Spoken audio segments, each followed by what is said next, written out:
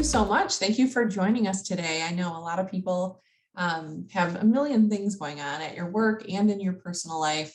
My name is Jamie Hutchison. I'm the Deputy Director of the Work-Life Office, and you'll learn a little more about me as I learn about you as we go through this presentation.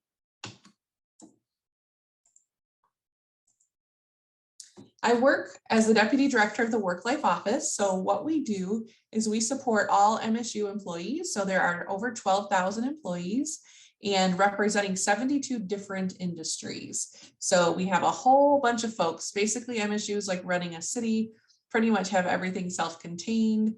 And so we have folks that do just about most occupations.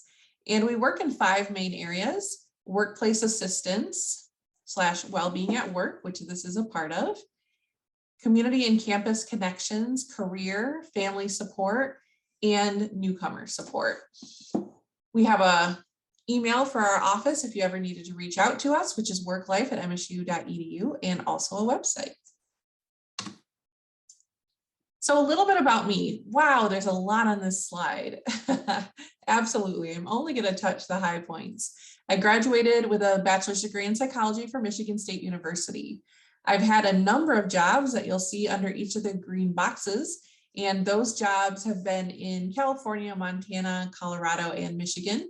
I am a military spouse, and so we moved around a lot. It's not that I couldn't keep a job, in case you're wondering.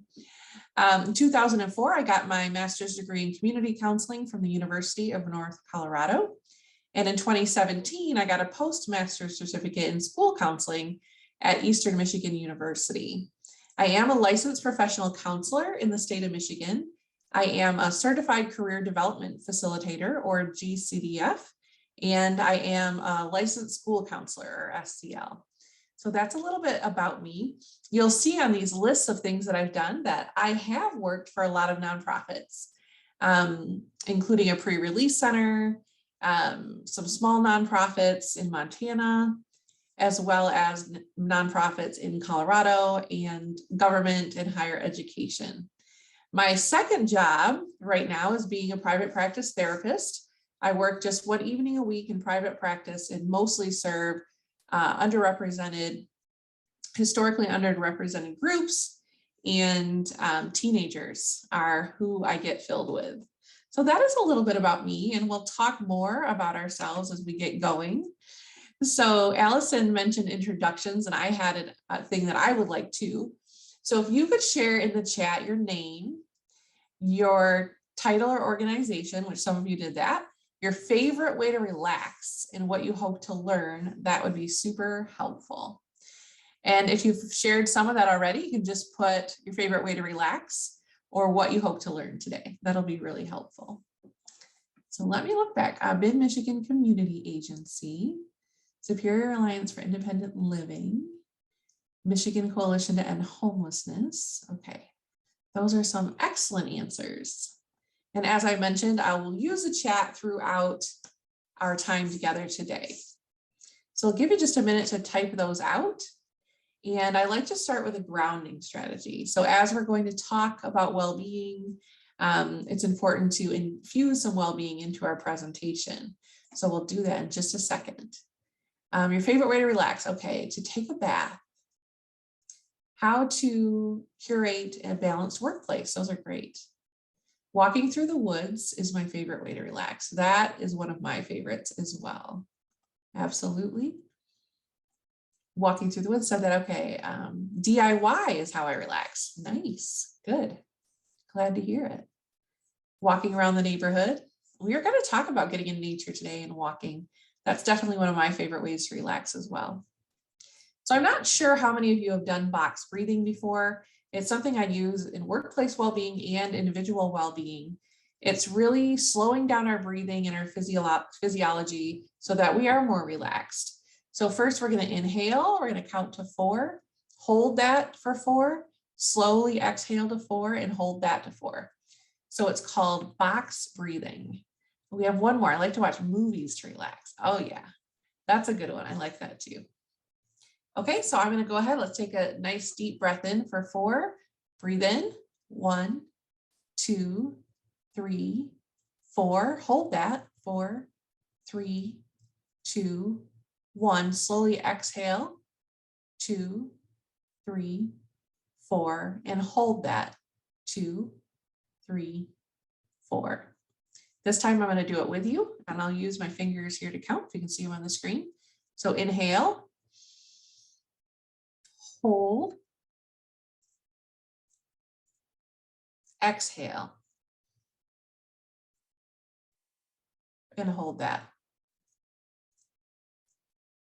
Box breathing. A lot of times we breathe shallowly, so doing some box breathing is a good way to bring our physiology of our body down and to help us start off by being relaxed. So since we have a number of things to go over today, I thought it would be great to start with a grounding strategy.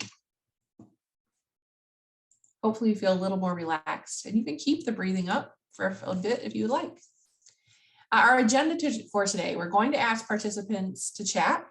We'd love to hear your answers so we can gauge where our audience is.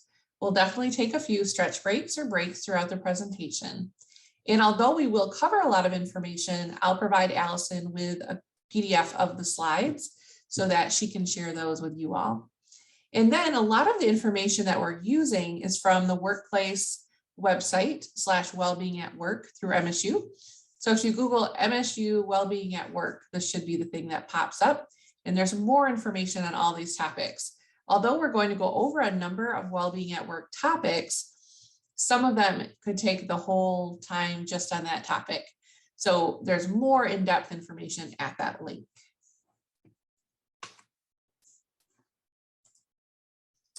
So what is workplace well-being? This is a good time to start. What is workplace well-being? It's any combination of holistic workplace characteristics that support healthy behavior in the workplace, improve health outcomes, and strengthen workplace culture. Workplace culture is actually the personality of an organization from the employee perspective. So think for a minute about your workplace culture. How would you describe it? Is it collegial? Is it collaborative? Is it a fun place to work? Is it a very hardworking group of people? How would you describe your workplace culture? And if you wanted to pop some of that in the chat, that would be great. Workplace well-being encompasses every topic from physical health to mental health to team building and aspects of the work environment and beyond. So in the Work Life Office, we use the philosophy of the whole person workplace. So in all the jobs that I've had, I worked with homeless mothers and children and partners in Hope and Housing in Colorado. We had to look at the whole person, right? So we're going to talk about that today, what all those things are that includes the whole person.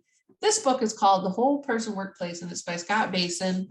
He's going to be the MSU keynote speaker for our Workplace Wellbeing Conference in October. It is a free conference, and it will be on Zoom and open to anybody. So you can go on our website and sign up if you want to come to a free conference. It's only about 2.5 hours. There'll be a keynote and then 3 breakouts to choose from. But it's something we want to train up in our place of employment. So Michigan State, we're a large employer.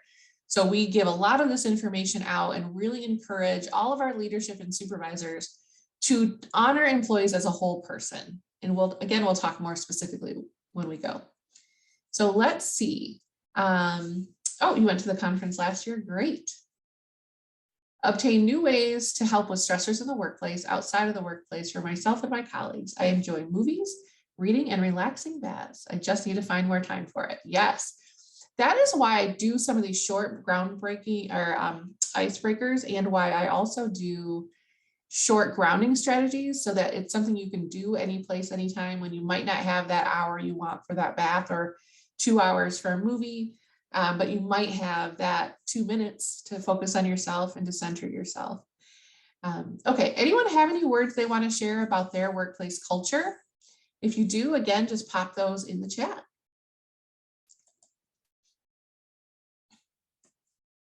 One of the things I like to talk to folks about, whether you're a supervisor or an employee or a director or a volunteer or an intern, we are all going to focus our energy somewhere at work. By focusing on creating a culture that's well, we use our energy in a proactive way. We help to create a culture of trust, establish family-friendly and well workplace policies, and establish a workplace that really emphasizes well-being. So every time someone invites me to give a presentation, it is signaling to that group of employees that they do value folks' health. They value our mental health, they care about it. And that's really important for us to destigmatize help-seeking behaviors and to destigmatize isolation, which happens when we keep things in instead of getting things out. So if you think about Ben Franklin, an ounce of prevention is worth a pound of care. So by putting the energy on the front end to build a well workplace does take time, it does take effort. But if you do not do that, if you don't have a well workplace, we're going to use our energy through conflict resolution and navigating turnover. So just a quick statistic about that it costs 50% to 200% of a person's salary to replace them. So if you have a $30,000 a year employee, you're going to pay anywhere from $15,000 to, what did I say, 200? There's $60,000 to replace them. So think of the time it takes to replace someone, to post, to hire, to interview, to train, all of the other employees' time it takes to be on hiring committees, review resumes, train people. And you also lose a lot of institutional knowledge. So retention is a huge, huge benefit to well-being at work, as well as recruitment. If you have a well workplace, it's a place that people are going to want to work. There's a few things you're probably hearing about in the news. And I like to point these industry insights out. It's what's happening right now that makes it more important than ever to have a well and supportive workplace. We know it's a key to attracting and retaining talent is embracing a whole person recruitment strategy. Working with a number of nonprofits, I know that culture is often something that keeps people there. Mission and culture. Is it a mission you believe in? Can you utilize your skills? Do people care about people? Is it a good place to work? That's what keeps us. It's usually not our salaries through nonprofit work that really keeps us engaged, although depending on the nonprofit, you could have a fair salary. But I worked most of my career in government and nonprofit and then higher education now, which again, MSU is a nonprofit, just a big one. So it's something to think about. A new hire's decision to stay with a company long-term is made within the first 6 months of employment, really making onboarding crucial. There is a shortage of caregivers in the US, and the price of caregiving is increasingly difficult on families. So whether you need elder care or child care, which we'll talk about family supportive policies coming in a little bit. But about care.com right now, people are getting $20 to $25 for babysitting. There's a shortage of caregivers and folks are able to obtain that kind of money. For most of us, that's really expensive to pay that much. It's a very important role and we value it, but it's also expensive. Caregiving support is a top 3 want and need among employees and one of the biggest hurdles to workforce participation. So when we think of work and life, the 2 biggest conflicts are usually working and caregiving. And we'll talk about what yours are later. We have a great fun exercise to do. We know caregiving falls most heavily on women and even more so on BIPOC women. I have some more information about how that's an equity issue later down the road. And then flex work and remote work, which I heard Allison mention that we're all getting used to, right? We're not sitting in a room together today. Instead, we're Zooming together. It's a #1 strategy to address caregiving. Hold 1 second, please. I want you to look at these and figure out which one is most important to you.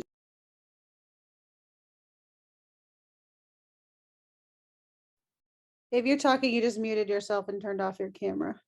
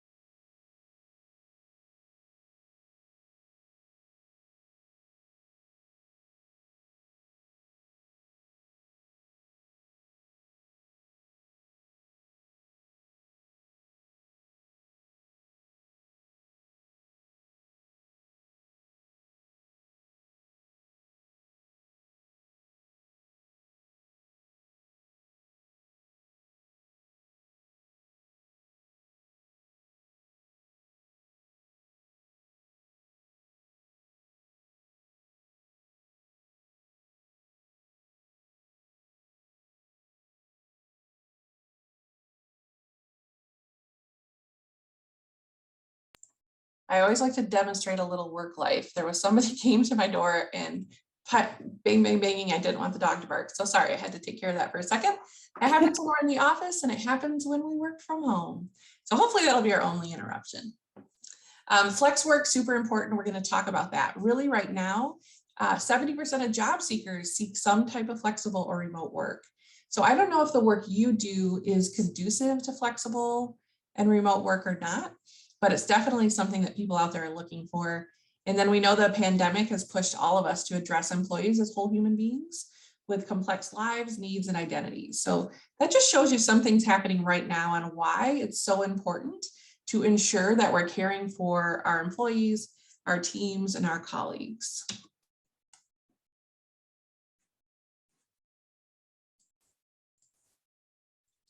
So today we're going to go over some of the major categories around workplace well-being. So it's, like I said, looking at the whole place of employment from the employee perspective and sharing some evidence-based best practices through the benefits of well-being programs, talking about work hours, thinking about our work environment, our health and our work, the nature boost, which I saw that I have like-minded folks in this room regarding the nature boost. You like to get outside and take walks, as do I. I try to do it every single day. We'll talk about that and why does that have to do with work and what does it have to do with well-being? Taking time away, how important that is, and supporting caregivers. So why are we doing it? We saw the industry insights. We know that there's evidence-based best practices to run your organization, business, company, whatever it is. Well-being doesn't avoid any particular position or type of work, right? Well-being is the great equalizer. Maya Angelou says, if we don't work, nothing else will. So if we are not healthy and well, we can't be good parents, good employees, good friends, good significant others, whatever important roles you have in your life. So there are some benefits to workplace well-being, and we like to share those every chance we get. Like, why am I so passionate about this? Well, here's how it benefits the employees. Less stress, better work performance, improved job satisfaction, improved productivity, higher quality of life, and improved teamwork. So a lot of people think doing all of these things, it takes so much time, it takes away from the work, but really it's the foundation. If we are well, then our brains are freed up to be more productive. And how does it benefit the organization? It's higher employee retention, right? I talked about that statistic, 50% to 200% of someone's salary to replace them. So it's expensive and it causes delays in the work that we do. It improves employee recruitment. Everyone's trying to figure out how to become more competitive. Even in the world of nonprofit, I noticed that universities are snatching people out of nonprofits, U of M snatching people from MSU. It's really employees market right now out there. So how do we recruit the right candidates to help us with our important work? It comes with improved productivity, higher employee satisfaction, increased morale, and reduced absenteeism. When folks are burnt out, when they're stressed out, as many of you mentioned, that's what you want to learn more about, is how not to be so stressed or how to navigate it. We miss more work, which costs money and increases healthcare costs. So if you're someone that thinks from your heart what the right thing to do is, emphasize workplace well-being. If you think with your more logical side or your brain, it's the right thing to do to emphasize workplace well-being. It's a win-win for the employees and the organization, a win for improving people's lives, and a win for being more productive in your work. So why don't we do it? I wonder. That's a good question. Why don't we do it?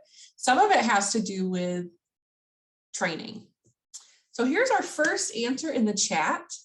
Do you work more or less than your scheduled number of hours each week? Or is your schedule different each week? So you can put in the chat either more than your scheduled hours, less than your scheduled hours, or it varies, okay? One person said it's different, it varies every week. Another person says it varies.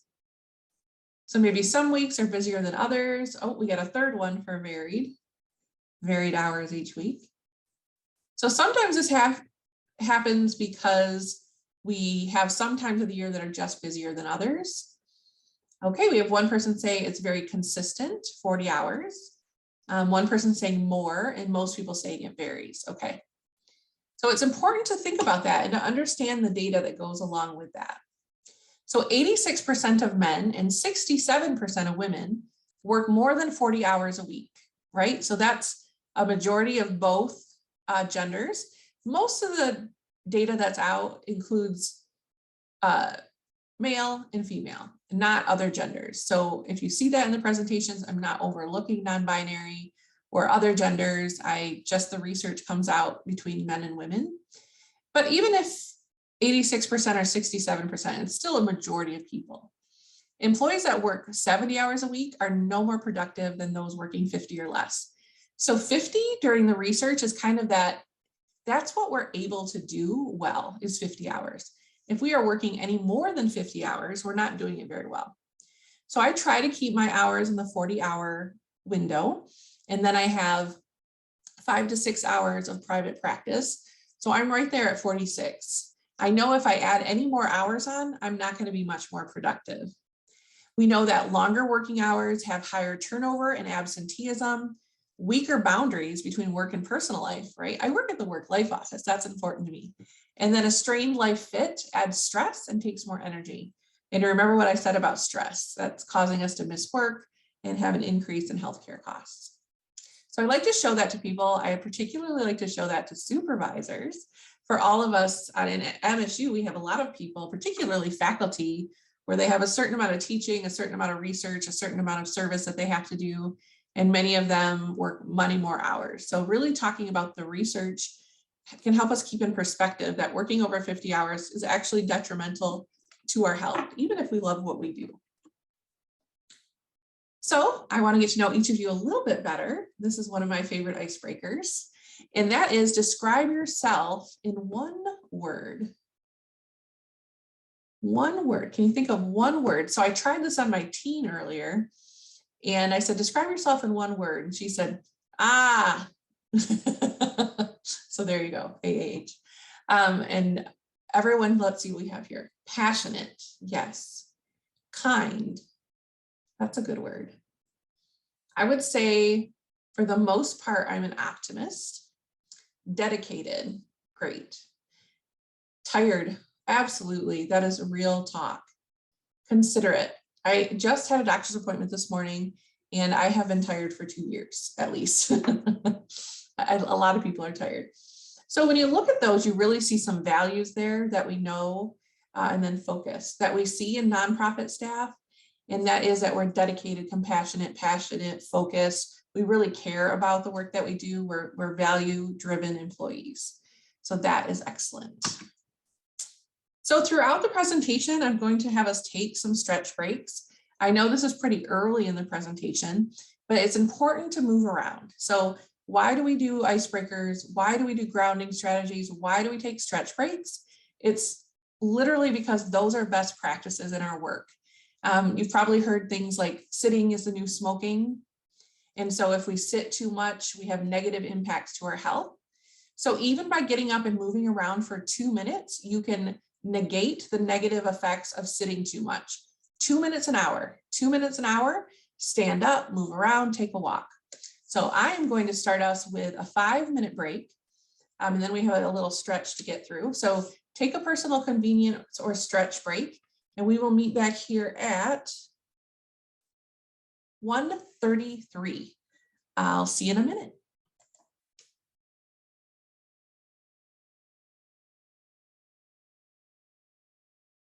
For those of you watching the recording will stay on during the whole break, so you know that you have your full 3 minutes.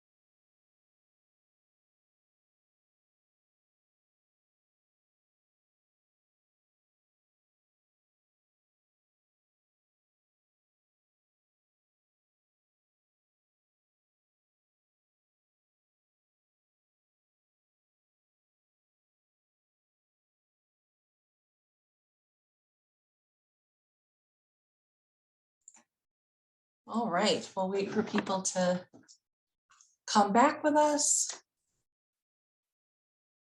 think it was 33 or 34. So it is 1:33. So another way to stay engaged, if you take a stretch break for yourself during the day. So I talked about standing for 2 minutes, moving around, taking a walk around the building, even if you need to take a personal convenience break.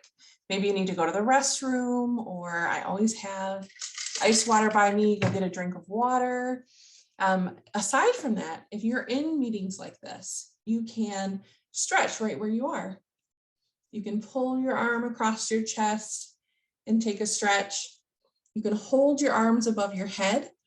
By holding your arms above your head, you are changing your blood flow and your heart works differently, and it can help your body. You can do some gentle neck rolls, right? That can be a way to stretch. Or you could do something like a quick chair yoga video. There are tons of them online. I have like a 10-minute one that I use with my adolescent clients, sometimes to center us before we have a therapy session. Also, it helps me. So that's my long day. It's a 12-hour day for me on Tuesdays. So even doing the chair yoga helps me feel more refreshed too. But there's short stretches you can do or longer. So hopefully we have folks back with us now from their stretch break.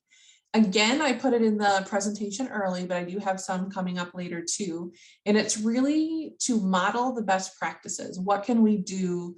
How can we influence our workplace so that it's more well?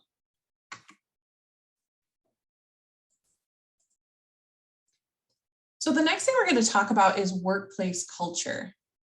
Workplace culture is the personality of an organization from the employee perspectives. So there's a big difference between recruitment and retention in strong work cultures or compared to poor work cultures.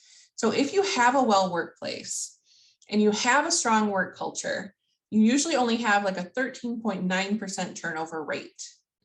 If you have a poor work culture, you have a 48.4% turnover rate. So you really want to think again about how that affects the organization, what information you lose from employees, the unknown of who's going to be hired to replace, the times in between where there's people doing 2 or 3 jobs. I did 4 jobs at the Work-Life Office during the last 2 years at one point. I did 3 jobs for a number of years, and just now in January, I hired 2 more staff, and we have a posting up right now for a 3rd. So we're finally going to get back up to full staff. And that takes time, it takes energy and training. So what can you do if you have high turnover, if you have a poor workplace culture? You can go over the Well-Being at Work guide as a conversation starter. Pick a section and say, let's learn more about workplace culture. Let's learn more about nature during work, right? So it can be a way to have that conversation. You can always connect with me, connect with your human resources office or other experts in the field that you can talk about improving that workplace culture. And there are lots of people out there that have expertise in these areas. At the bottom of the slides, and I won't read them all, you can see that I list the evidence-based benefits of this type of work or of this particular thing. So for example, we know if you have a positive workplace culture, you'll have increased productivity, employee engagement, job satisfaction, retention, creativity, and collaboration. When we have a well workplace, we're more able to be our full selves, and we'll talk about that a bit more under psychological safety.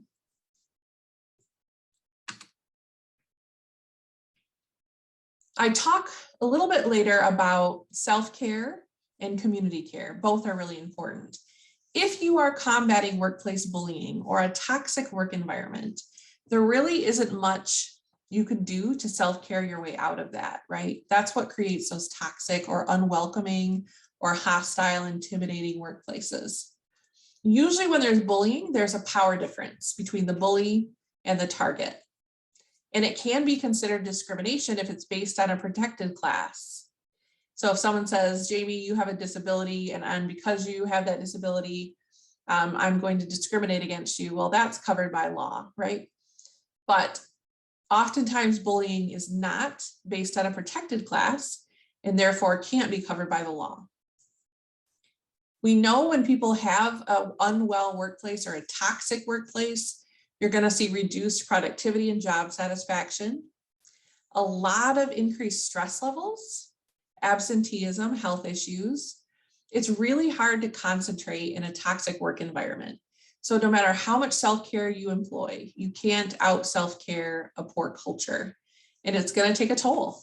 I showed you in the beginning all those jobs that I've had. I've had the opportunity to work for a number of different organizations, and they each had their own culture. And I can point to the ones that were positive, and I can point to the ones that were stressful. And I can remember going through really, really stressful times, and you get your brain. So think of your brain as a number of like connecting levers or wheels. So I have a teen, Hayden. I will always have a Hayden wheel spinning. If Hayden's sick or depressed or not doing well, that's going to be a bigger wheel.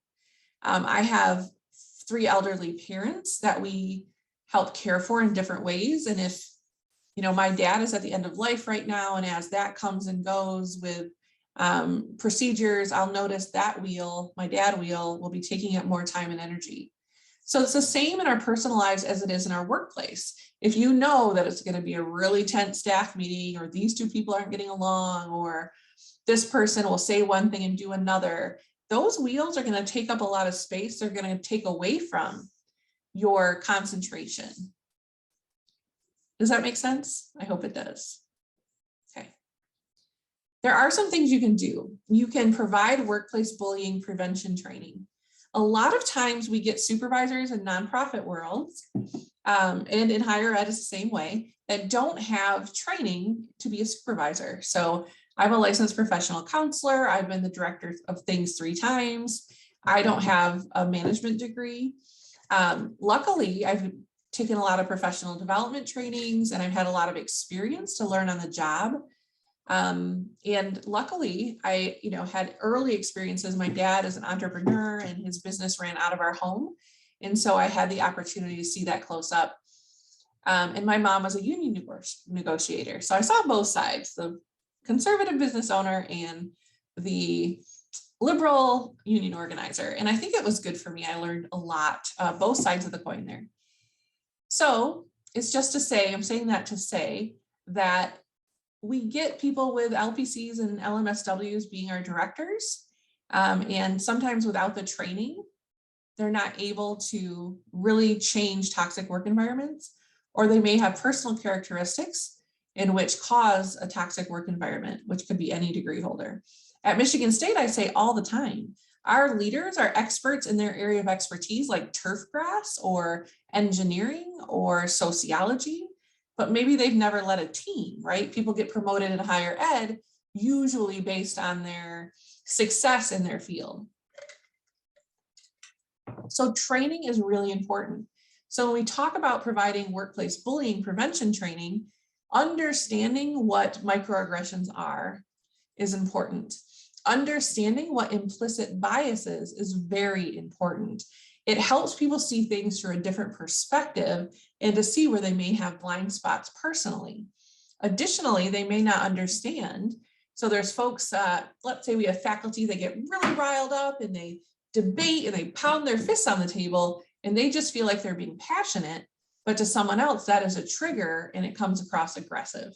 So training can help create a better environment and get people on the same page. You can do surveys about the workplace climate. A lot of nonprofits have small teams, so it can be tricky if you're doing an internal survey because people will be uncertain whether to trust their answers are being seen objectively. But you can have other people do a climate or join up with other, or another way to talk to people, maybe even one-on-one. Another solution for workplace bullying is modeling respectful behavior, whether that's from the management or the supervisors or the way we work with our clients and constituents, whatever words you use in your organizations for the people that you serve. It is important that we treat people with dignity and respect, regardless of their role in the organization or team, and regardless of the power differential. There should always be a process for addressing concerns and filing complaints. Usually that's the HR department within an organization. There's a lot of training about being an active bystander. If I notice that the women in the room are always getting cut off by a male supervisor and never are getting called on when their hands are raised, I can be an active bystander and say, oh, it looks like Allison had her hand up. Allison had something to share, right? I can be an active bystander, and there's ways to do that respectfully. And there's lots of trainings on that in webinars. We have an entire website, workplace.msu.edu. This is open source. We put together Toward a Respectful Workplace website with Michigan State University and the University of New Brunswick in Canada. And it has a ton of great resources about a decision tree on bullying. What types of bullying are there? What things can you do about it? What types of trainings are there? So if this is an area that you want more information on, that is open source. Michigan State University, of course, we're doing that to support our employees, but we also feel like we are a part of the Michigan community. We have employees in every county in the state of Michigan through our MSU extension. And then we have folks that support research throughout Michigan, the country, and the world. And so it is a part of what we do that you'll find a lot of great resources, open source resources that you can use in your workplace. And I have a lot of recorded presentations too, if you want to share something with your team or do that as team building. Does anybody have any questions? Allison, this one sometimes is a question. Did you see any questions in the chat? I'm going to look at that for a second. Just I asked a while ago on the other slide, what constitutes turnover? Like, in what amount of time do you lose the person? Is that considered turnover? Because I doubt the slide meant lifers. Yeah. So we know that the first year of a job, people are still learning. So a lot of people make that decision those first 6 months if they're going to stay here very long or not. So I would say turnover comes if you're not getting through that big training period, which is the first year. If there's a big change in leadership or structure or rules, et cetera, there could be an area when you have high turnover. But usually we're talking 3 to 5 years for most industries. Now, some industries like higher education, when you're talking faculty, we can't just hire anyone to be a turf grass expert. And so some positions tend to stay a lot longer. So for faculty, if they're doing the tenure stream, they may do their whole career. So it really depends on what type of employee. But I think that 3 to 5 years is what you're hoping to have at a minimum. With nonprofits, it's often a starting ground for people. And so a lot of people get their start in nonprofits. Oftentimes, nonprofits are looking for that fresh new talent, and sometimes the pay is not as competitive as other industries, speaking from experience. I remember working at Child and Family Services in Lansing, and I made $30,000 a year. And when I got my license counselor, I made $33,000. And I remember my boss made $45,000. And I thought, if I ever make $45,000, I will have made it, right?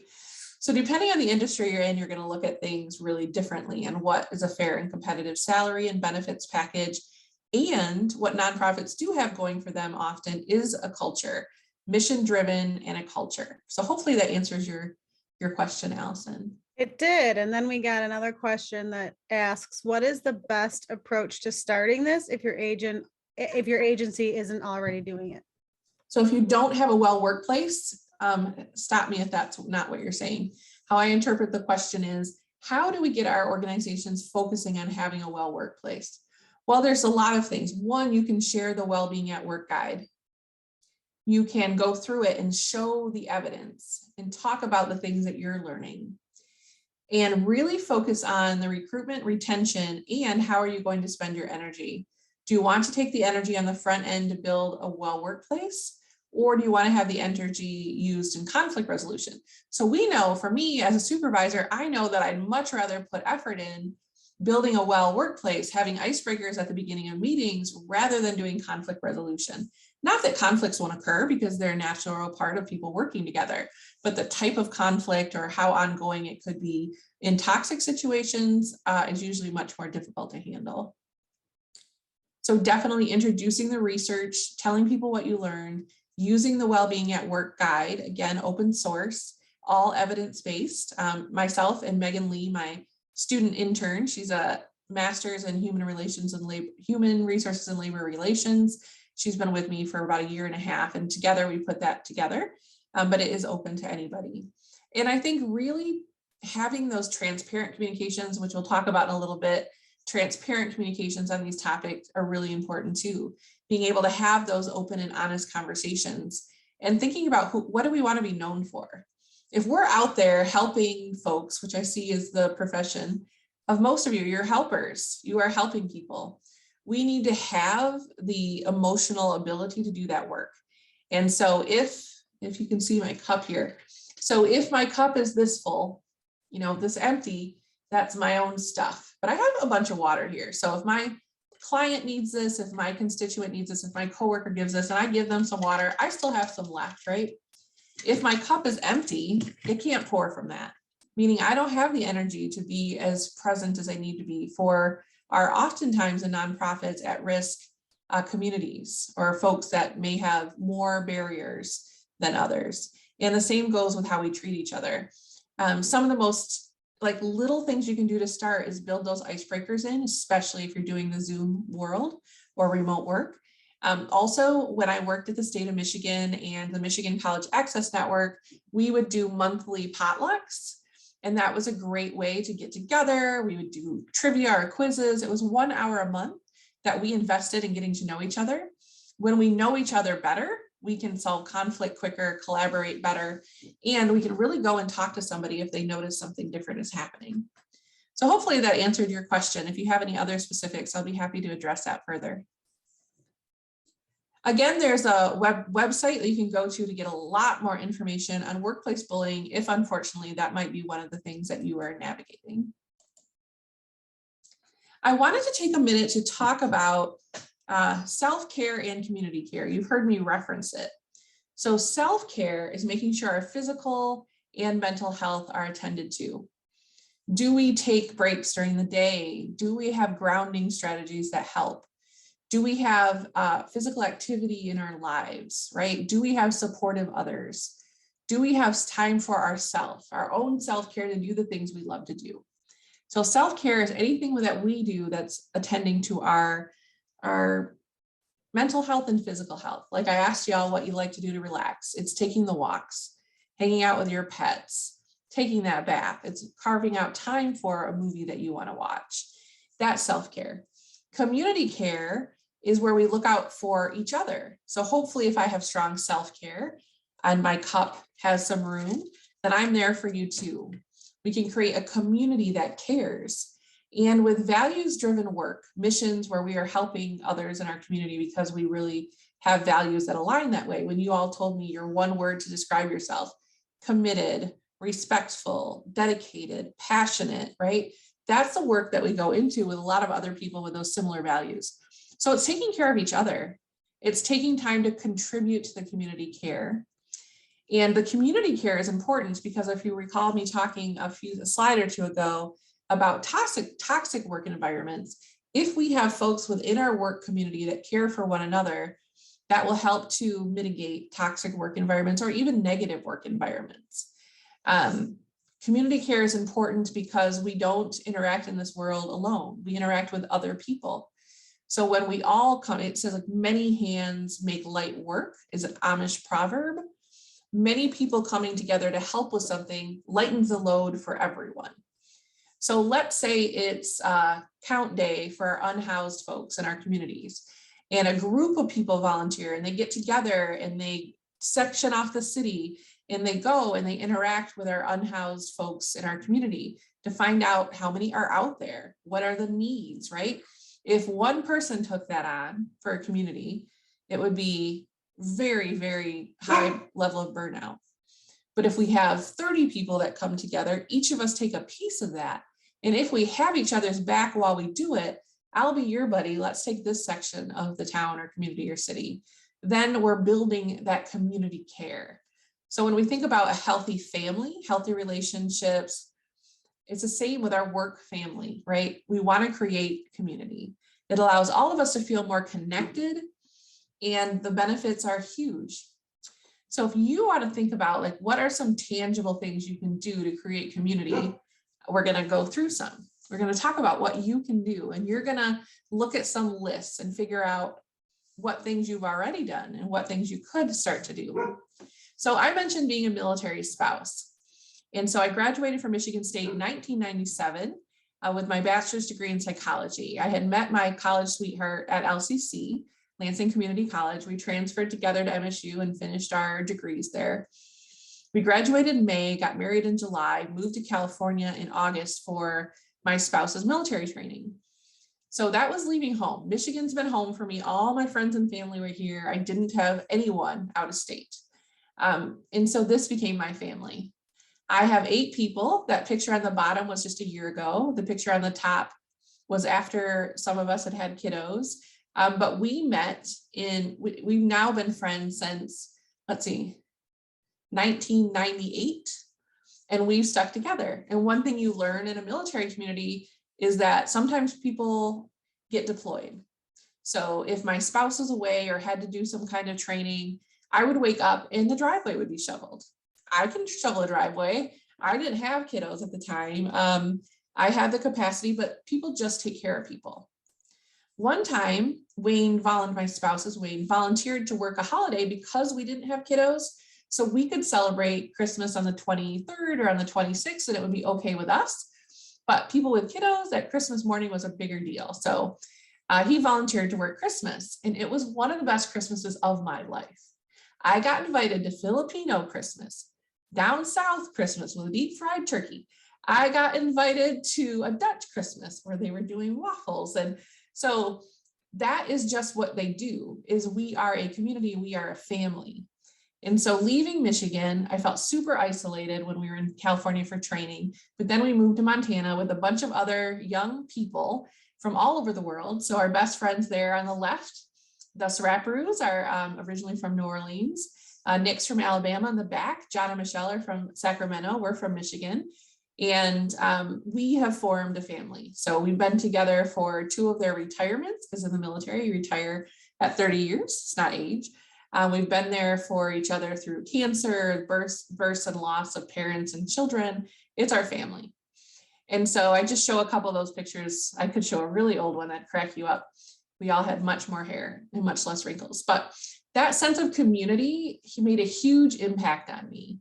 It's what I felt like you have when you have a big extended family. So I grew up with family in Vermontville and Fowlerville and Lansing and Howell and all these places around here. And we'd always get together. We'd always take care of each other.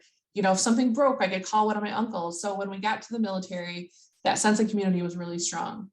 Also, service before self is the Air Force mission. So everyone that was in the Air Force was having that shared mission. So I say this to think about your mission of your organization. Do you share those values? Can you create a community where you're there for each other, and that where we all go through things in our life and we can't leave it at the door when we walk into work? So whatever people are struggling with, it helps to have those support people in your work community. So then my spouse and I, we had a chat. We decided we wanted to start a family. We wanted to be back in Michigan. So he honorably separated from the military and we moved back to Michigan. And I was like, oh my gosh, I'm 30. How do I make friends now? It's not through high school or college where everyone's in similar stages of life. I met a few friends at work, but I just didn't meet enough people. So I started volunteering. This is a Junior Chamber International. I also was a part of the Junior League of Lansing. And through those 2 organizations, I met this community. Because we all joined Junior Chamber International Lansing together, which was called the JCs then, JCs Lansing, JCs, we were able to find things to do together. I joined because I really care about the community. That's a value. And I met all these other people. The picture on the left is stuffing 10,000 Easter eggs for the Lansing Easter egg hunt on the Capitol lawn, which was a project for a long time. The picture in the middle, we would go do things together. That was at Wharton Center. We went to go see Book of Mormon together. And then the bottom right was a wedding of one of the folks. And this became our Michigan family. When I got back to Michigan, I realized a lot of my friends had moved away and had their careers other places. And I really didn't know what to do, but I knew leaving that military community that community is what I needed to live and survive and thrive. So if you are a person that starts to work for a nonprofit, chances are you share a lot of those values. You want to be someone who gives of service and that contributes to the community, the kind of community that you want to live in, where people are respected. And so some of my best memories, and we moved back here when I was 30 and I am 48 now. And most of my friends I hang out with on a regular basis all came from volunteering. Most of the folks I recruit to come speak at MSU, I all met volunteering. Now, I mean, I have friends on the board of trustees at MSU.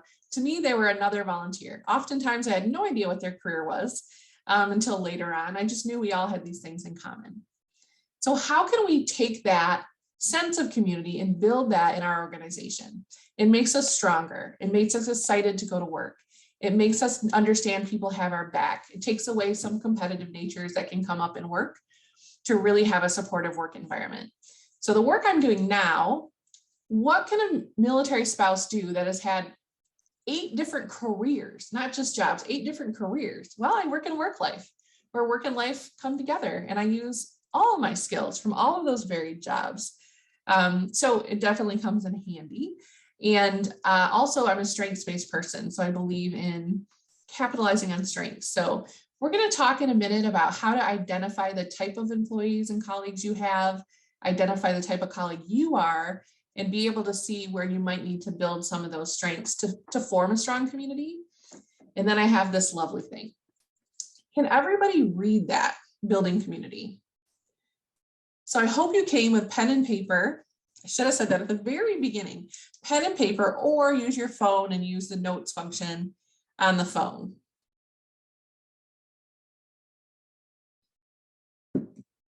Have you ever invited a colleague to lunch? Attended a union meeting or a management meeting, right?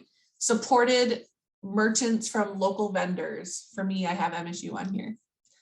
Volunteered your special skills to a committee at work. Donated blood. Worked in a community garden. So I want you to look at this and find one thing on this list that you've done before, and please share that in the chat. If you don't find one here, it's okay, because I have 3 pages of things. So this is 100 ways to build community.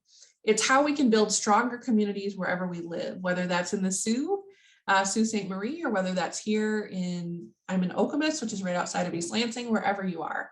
How can we together build community? As I look at the list, I see getting involved with Scouts or another mentoring program for youth or college students.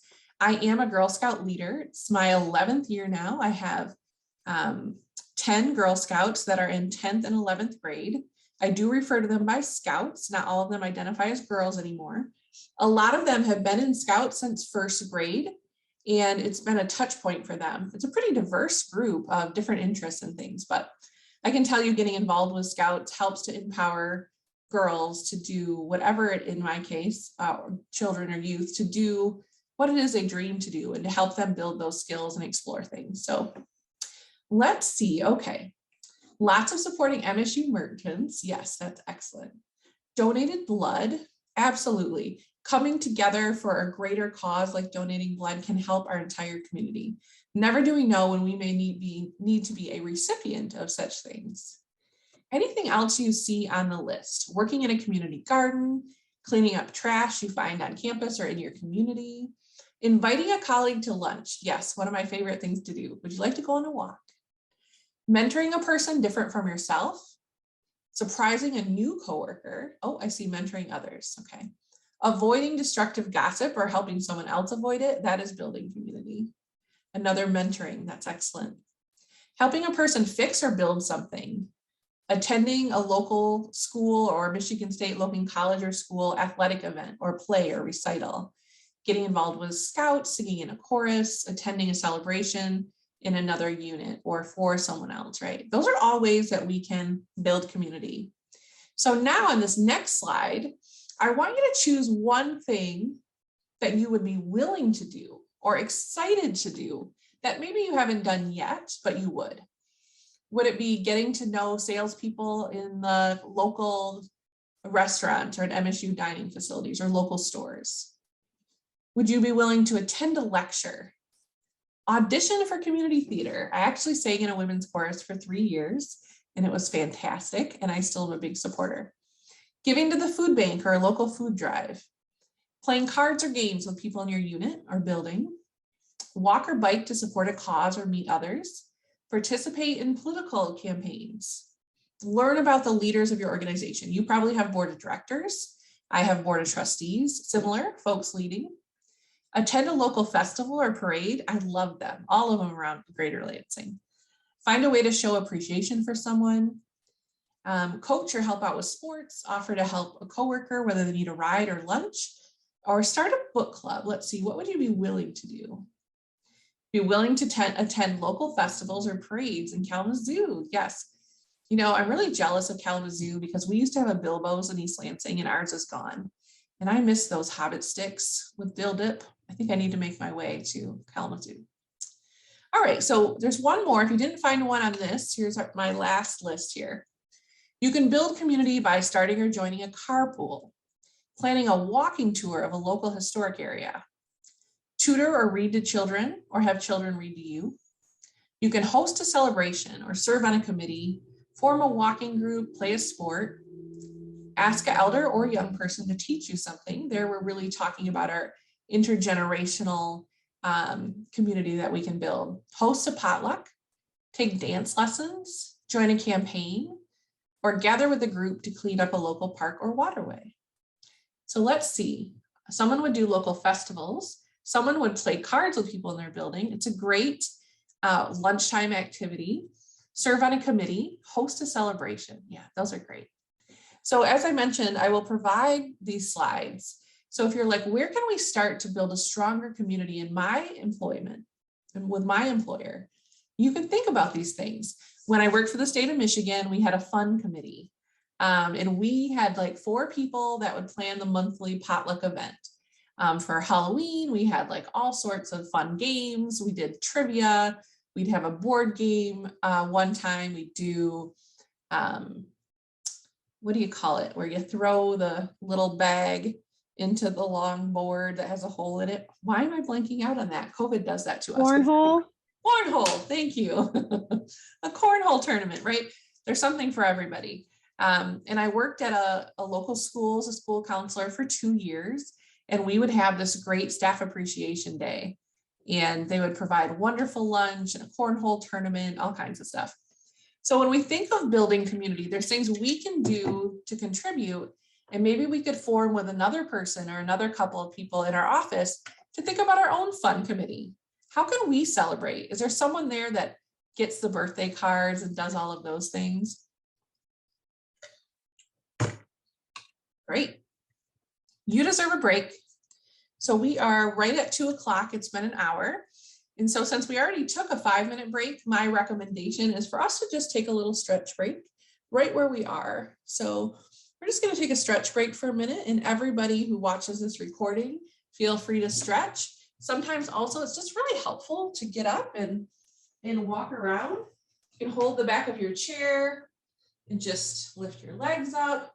You can do some big or small arm circles. You can do those neck rolls and those stretches. It's just important to take a minute to move. And when you do that, and move as you are able, And when you do that, like I noticed tension in my lower back. I had my long day yesterday of sitting. I'm sitting a bit today.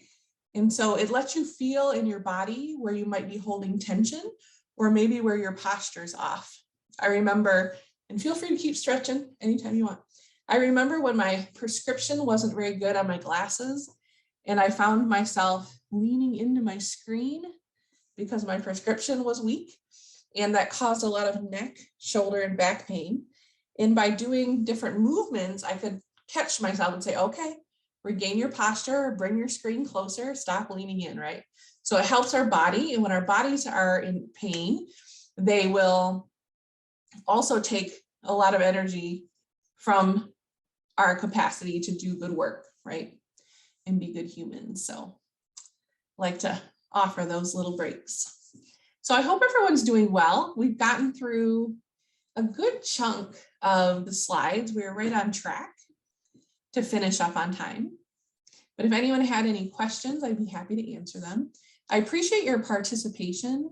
Oh, I see another one. Give to a food bank, read to children, gather to clean the park. Yeah. So it's identifying something that we can make a commitment to. And all of those things we just talked about regarding building community boosts workplace cohesion, which is where we are right now. So having a cohesive workplace consists of having a group of employees who work well together. Everyone feels they contribute to the overall success of the group. So when we do things like icebreakers and team building, we are getting to know each other a little bit better. A lot of folks say we're too busy and we aren't able to take the time out to do these extra things to build team building.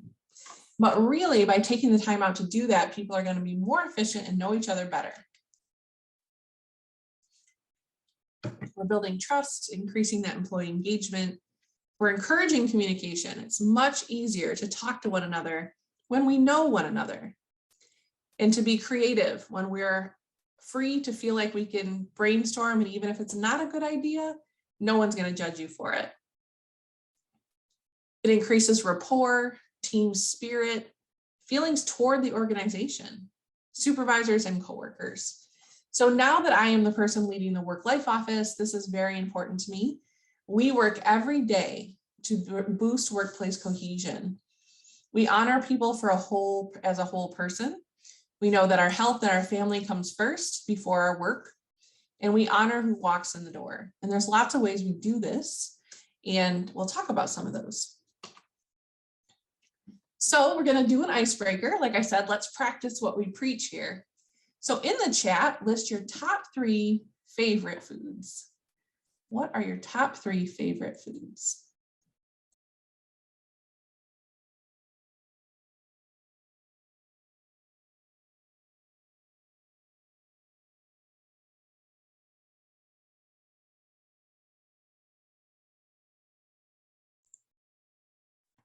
Pizza, pizza, and pizza. I do like that. Pizza, pizza, and pizza. That is one of my top 3. Pizza. There's this fried chicken recipe that is boneless, skinless chicken that I call chicken in the wok because that's how my mom used to cook it. And then my third would be crab stuffed mushrooms or crab cakes. Those are my 3: pizza, chicken in the wok, and crab cakes. What do we have here? Let's see if we have any repeats. So we know Alice and I would have a pizza party. Grapes, chicken, and stir-fried vegetables. Tacos, chicken, and pizza. I see some repeats, chicken and pizza. Spaghetti, broccoli, and chocolate cake. Now, wouldn't that be a meal all in one?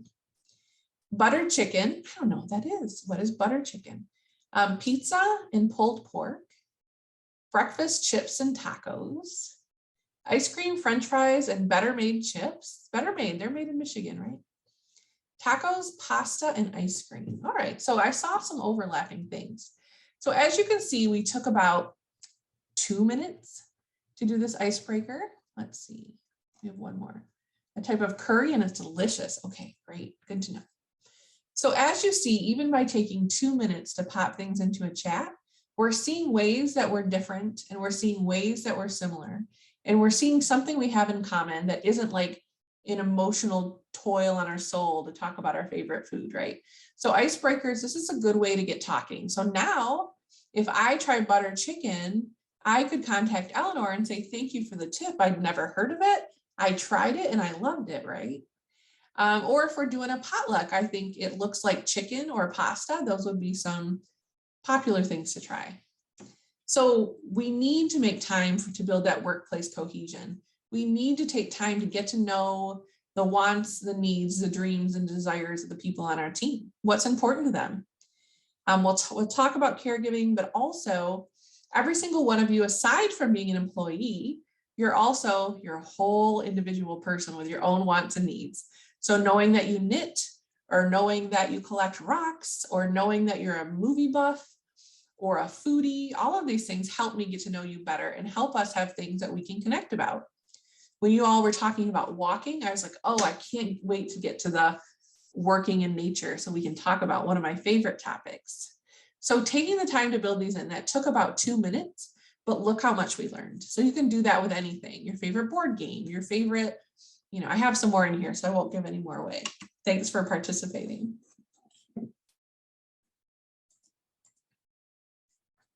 We're going to come to one of my favorite topics, and something Allison mentioned came up a lot. Work-life balance, as you mostly know it, is what I call work-life fit. Work-life balance, we're going to talk about how that was created, and it was really created to put a lot of pressure on women to be great employees and great people that take care of the house and the kids. So I like to think of work-life fit. Work-life fit is connecting our employees' work and personal lives together in a way that allows them to succeed in both. Many people I talk to feel like I'm not a good enough mom, I'm not a good enough employee, I'm not a good enough daughter of an elderly parent, I'm not a good enough friend, I'm too tired after work, right? It really makes us feel like we're just not doing anything well. So we're going to scratch that word balance and throw it away. Nothing's ever 50-50, and things outside of our control change our focus and our ability to balance. So when you have a good work-life fit, you have all of those benefits listed there. Again, you'll see a lot of them recur on these slides.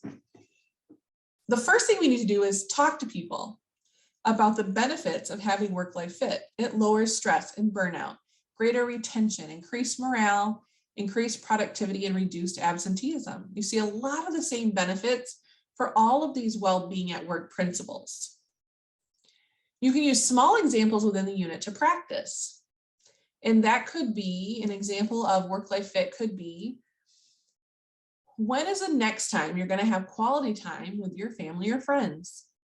And plan that out and schedule it. Take time in the next 2 weeks to schedule some time to have really quality time, not these interactions where your shifts in the night, but really solid interactions. Create flexible work policies. We're going to talk about flexible work and remote work. It's really, really important to support every employee to consider flexible work. It takes time on the front end to get it all sorted out for each employee, but it does, again, reduce that time on the back end with employees that are dissatisfied or resigning. So here we go. Work-life balance emerged from the historical transformations of gender roles, in which traditional gender roles were attached to distinct areas of home and workplace. The men were going out and bringing home the bacon, doing the work, and the women were frying it up in a pan. This was the traditional, historically, gender roles that were attached to roles. Because domestic labor is still predominantly women's work, family-friendly workplace policies mainly serve to support women's domestic commitments, caregiving, housekeeping, concierge duties, emotional labor. Women are held accountable for managing this balance. Now, a lot of data on fatherhood, and also same-sex couples is showing that there is a shift, and yet women still predominantly hold a bulk of these caregiving duties.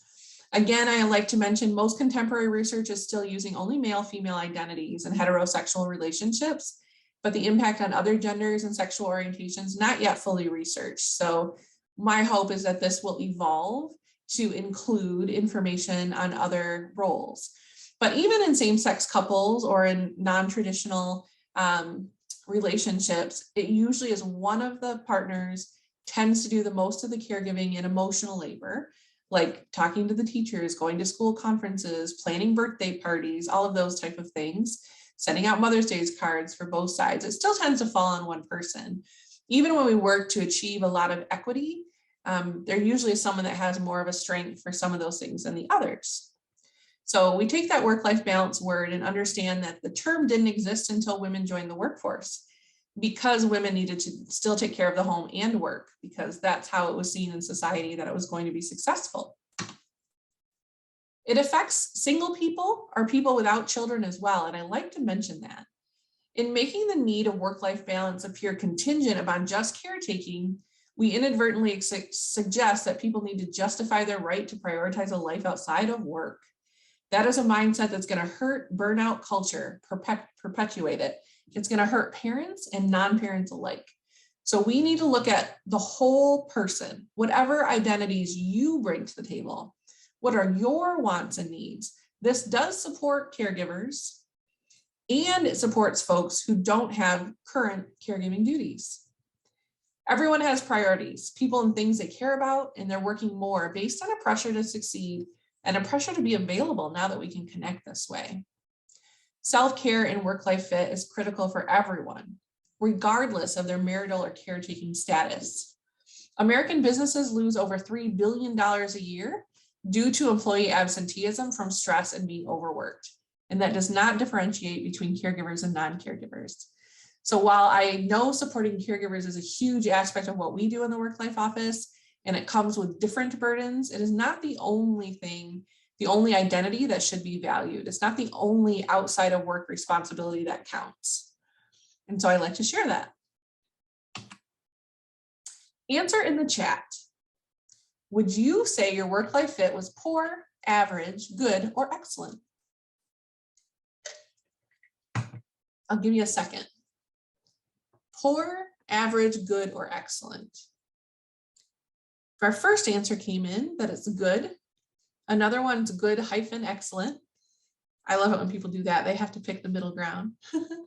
Good. Glad to hear that. Poor. And during the last 2 years, we've seen a lot more of that poor coming up. Another one, good. Another average. Okay, feel like we're doing all right. We could do better. So wherever you are, it's okay.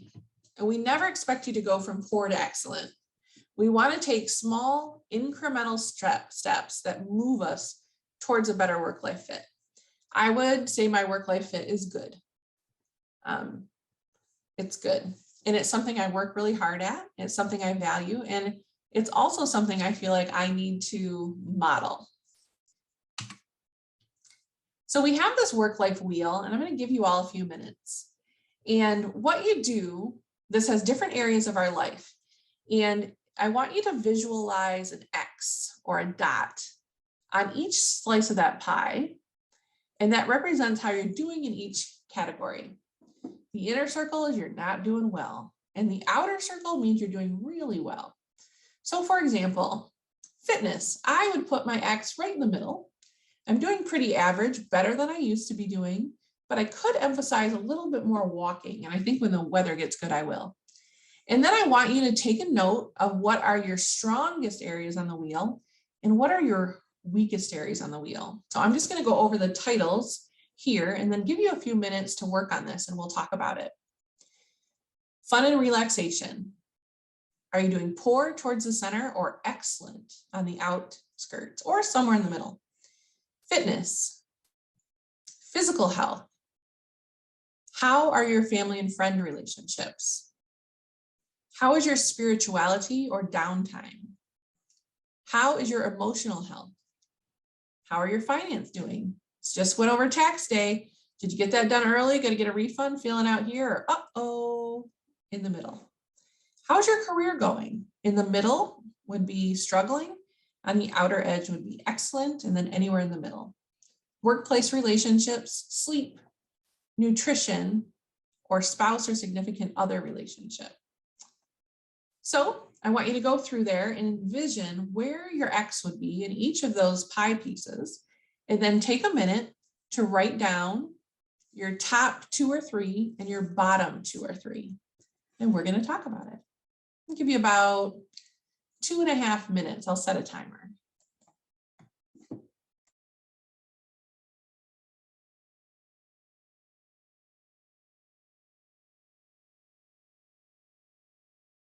And if you have questions, pop them in the chat.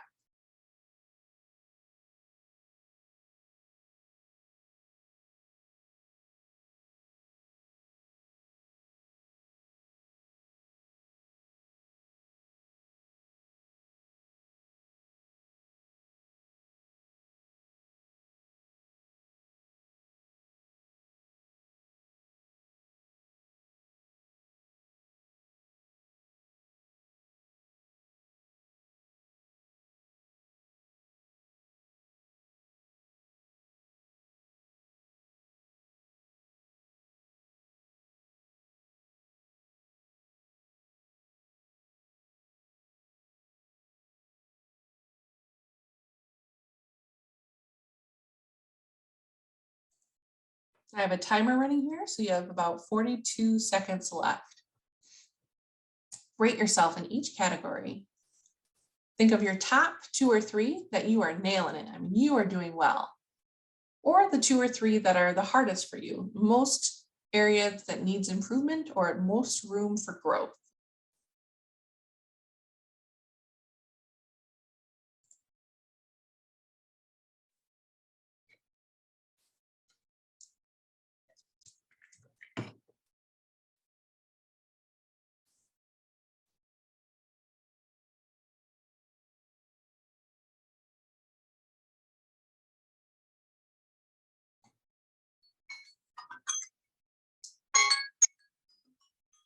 All right, there was our alarm. Okay, I wonder if you're comfortable, pop in the chat the area you have most room for improvement on.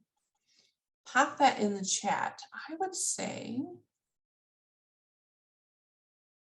right now, my most challenging is probably physical health. And I would say that because during the pandemic, I didn't get as many checkups. So I really need to catch up and get all my checkups done. So that's an area that I'm working on improving right now. Okay, some folks said physical health is their most challenging. Fitness and emotional health are the most challenging. And you can always send this just to me, or you can send it to everyone in the group.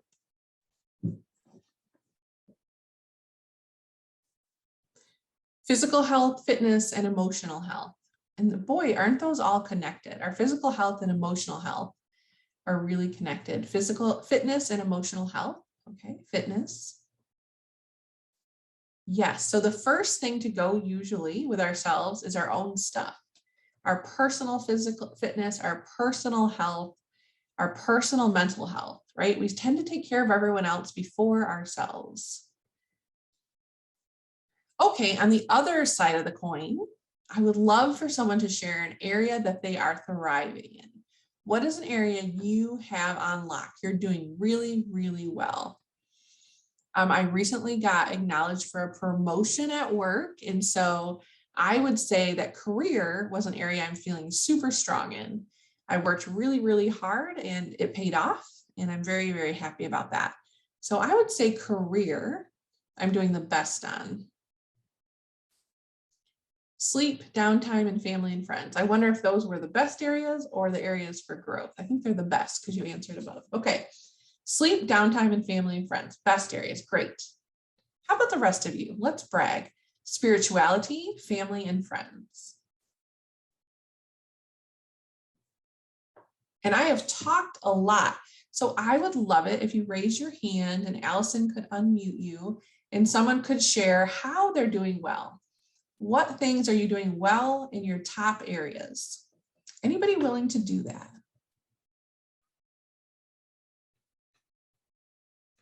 You've heard my voice a lot. I would love to hear you share.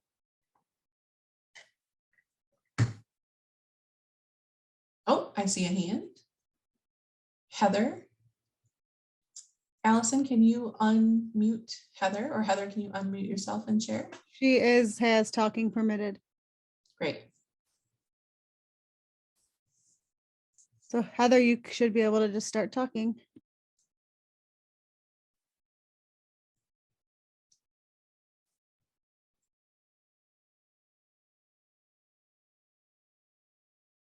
Maybe it was an accidental hand raise. That happens sometimes.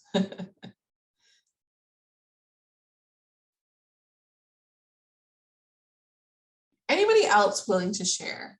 What are you doing well and how are you doing it? Oftentimes we learn from others' experiences. Oh, Heather's trying, but her microphone just isn't working. Yeah, it looks like it's unmuted on our end, but you're right, Heather, we're not hearing anything. You can also type further in the chat and I can read it for Jamie. That would be great. Or, Susan. Susan, I just gave you permission to speak. God, these terms just sound terrible. I know. Sue is muted. Okay.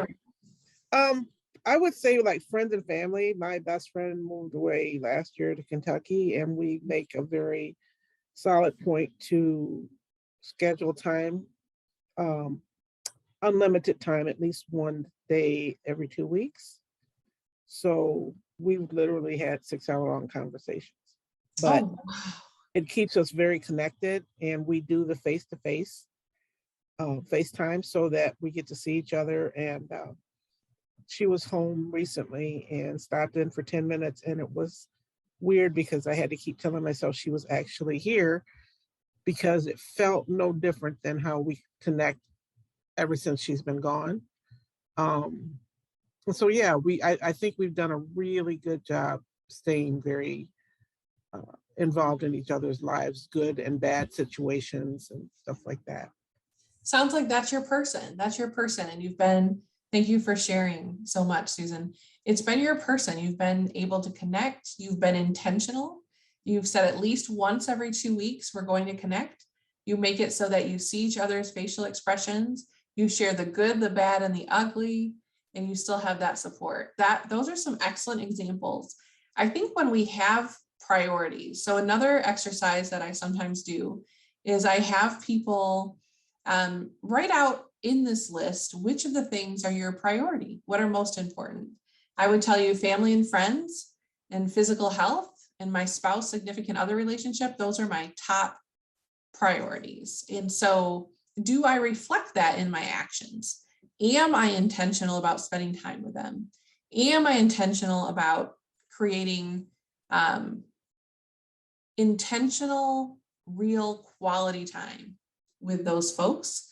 Am I attending to my physical health, right? All of those things, super important. And I see that Heather wrote in the chat. Allison, you want to read that? Sure. She reports, I'm spending more time making sure that I get good enough rest daily. Recharge as needed. Spending a lot of time with my new grandson, with the whole family together. That sounds excellent. So sleep, that's really, really important to talk about. During the pandemic, there's been a lot of research showing people just aren't sleeping well. We're either not able to fall asleep or waking up and not being able to go back to sleep, or we're having a lot of interrupted sleep. We know that without our sleep, our body can't heal and refresh for the next day. So sleep is crucial. And then how could you not spend time with that new grandkid, right? And have your whole family together. It's that bonding time. I know during the pandemic, we all missed a lot of things. I didn't go to musicals live or sporting events live. And I miss those things, just going out to a coffee shop or chatting with a person next to me. But I really missed my people, right? It was horrible to have a distance dinner outside with my mother. I just wanted to have her in. And so that helped clarify our values a lot. And it's also what's shaping the workplace going forward. So thank you both for sharing your examples. I really appreciate it. So this is a work-life wheel. It's a really good thing to go through. Like I said, prioritize what your priorities are. And does your time equal those priorities? Sometimes it can't because we work a lot of hours. So maybe if our families are a priority, we still spend more time at work. But do we carve out time for our family and friends? Looking at our values and our priorities versus how much time we put into it. That's something that I think can be really powerful for you to see how you're doing and how you may take steps in certain areas to improve relationships or other important things on the wheel. Hopefully you all took something away from that. So going back to work-life policies and family-friendly policies, these programs are good for business. According to the International Labor Organization, the reconciliation between work and family is one of the greatest challenges of our times. And the United Nations Economic Commission says reconciliation of work and family is a fundamental aspect of promoting equity in the world of work and reducing poverty. It's also an essential condition for making progress towards gender equality. So as I mentioned, work-life issues are equity issues. If you are passionate about DEI and your organization is passionate about DEI, you will look at family-friendly practices and policies and work-life practices and policies that support all of your employees. All right, we get to do a grounding strategy. So I like to share short grounding strategies you can move anywhere, anytime. So everyone get comfortable and close your eyes if you wish. You're going to be asked to apply tension to specific muscle groups and then to pay attention how your body feels when you stop applying tension. So just to do a practice, I'm just going to tense up my fingers and hand into a fist, and I'm going to squeeze 1, 2, 3, and then relax it, right? That's what we're going to do. We're going to do large muscle groups because to make it shorter, but you can really do this pinky toe, second to pinky toe, middle toe, second to big toe, big toe. You can do this one muscle at a time. We're going to take it in bigger chunks today. So I want you to get comfortable, and of course, only do these things if you're physically able and comfortable, not if you have any health issues that would come up by that. So you're going to go ahead and we're going to do a group practice. We're going to tense our feet and toes. Let's push them into the ground. 1, 2, 3, and then relax. Now we're going to focus on our calves and our thighs, so our legs. You can either point them straight out and like tense it out with your foot, or you can push down into the floor. So go ahead and tense your legs. 1, 2, 3, and then release. We're going to move into our glutes and our abs, so our bottom and our tummies, right? We're going to squeeze and tense that up, count to 3, and then relax. So go ahead and tense that up. 1, 2, 3, and then go ahead and relax or release. Hopefully you're starting to feel a little bit relaxed. Now we're going to do our chest and our arms. We can do this by crossing our chest and arms and squeezing it together. That's one way, or pushing down on a table or a chair. So let's go ahead and tense those muscles. 1, 2, 3, and then release. Of course, I trust y'all are doing this with me. Now we're going to take our hands and we're going to make them into fists or push them down on a table. And we're going to tense them for the count of 3. Ready? 1, 2, 3, release. And finally, our shoulders, our neck, and our face. We're going to bring our shoulders up towards our ears and then squish our face up, and we're going to count to 3. Go ahead. 1, 2, 3, relax. All right. So by tensing muscle groups for a few seconds and then releasing them, you can feel where you may be holding tension in your body. So my lower back and then a little bit in my neck, I notice, right? It lets us be aware of our body. It also gets a lot of our senses focused on one thing in here and now. We're not worrying about things we wish we did different yesterday. We're not anticipating things we're going to do tomorrow. We're here in the here and now. So that's a great grounding strategy. You can run that at a staff meeting. You can have people lead things like this that are quick. That probably took, let's say we counted to 3 or 4, so let's say 5, it took 30 seconds approximately, okay? So we all have 30 seconds. We all have a minute to do something as a group. Also, you can hold it for longer and you'll notice more of a release. And you can start from your head and go down to your toes, or start from your toes and work your way up. And with practice, you can learn how to relax and lower your stress and be more aware. So I don't know how many of you have done progressive muscle relaxation before, but this is something I use often with clients as well to get us grounded, particularly if people are having big emotions or high emotions. And I use it as work as well. Well-being, again, is the great equalizer. We all have well-being to attend to. Now we just took a stretch break, which is excellent. Let's see, what time is it? 2:30. So it's been about an hour since our last break. And so I think it would be good time to take a 5-minute break and come back here at 2:41. So please take a personal convenience break, walk around, get your water. I'm going to go refill my water. I'm talking a lot, so I'm going to go do that. I'll see you back here in 5 minutes. 2:41. And those of you watching the recording will run for the 5 minutes, so you can walk away and come back.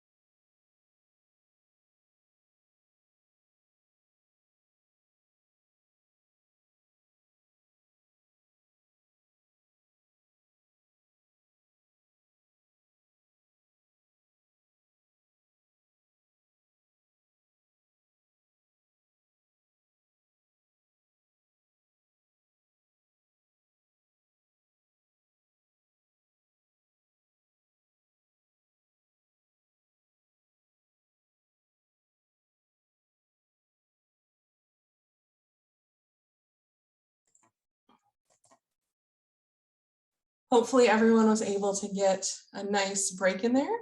My clock showing after 2:41, so we got a nice break.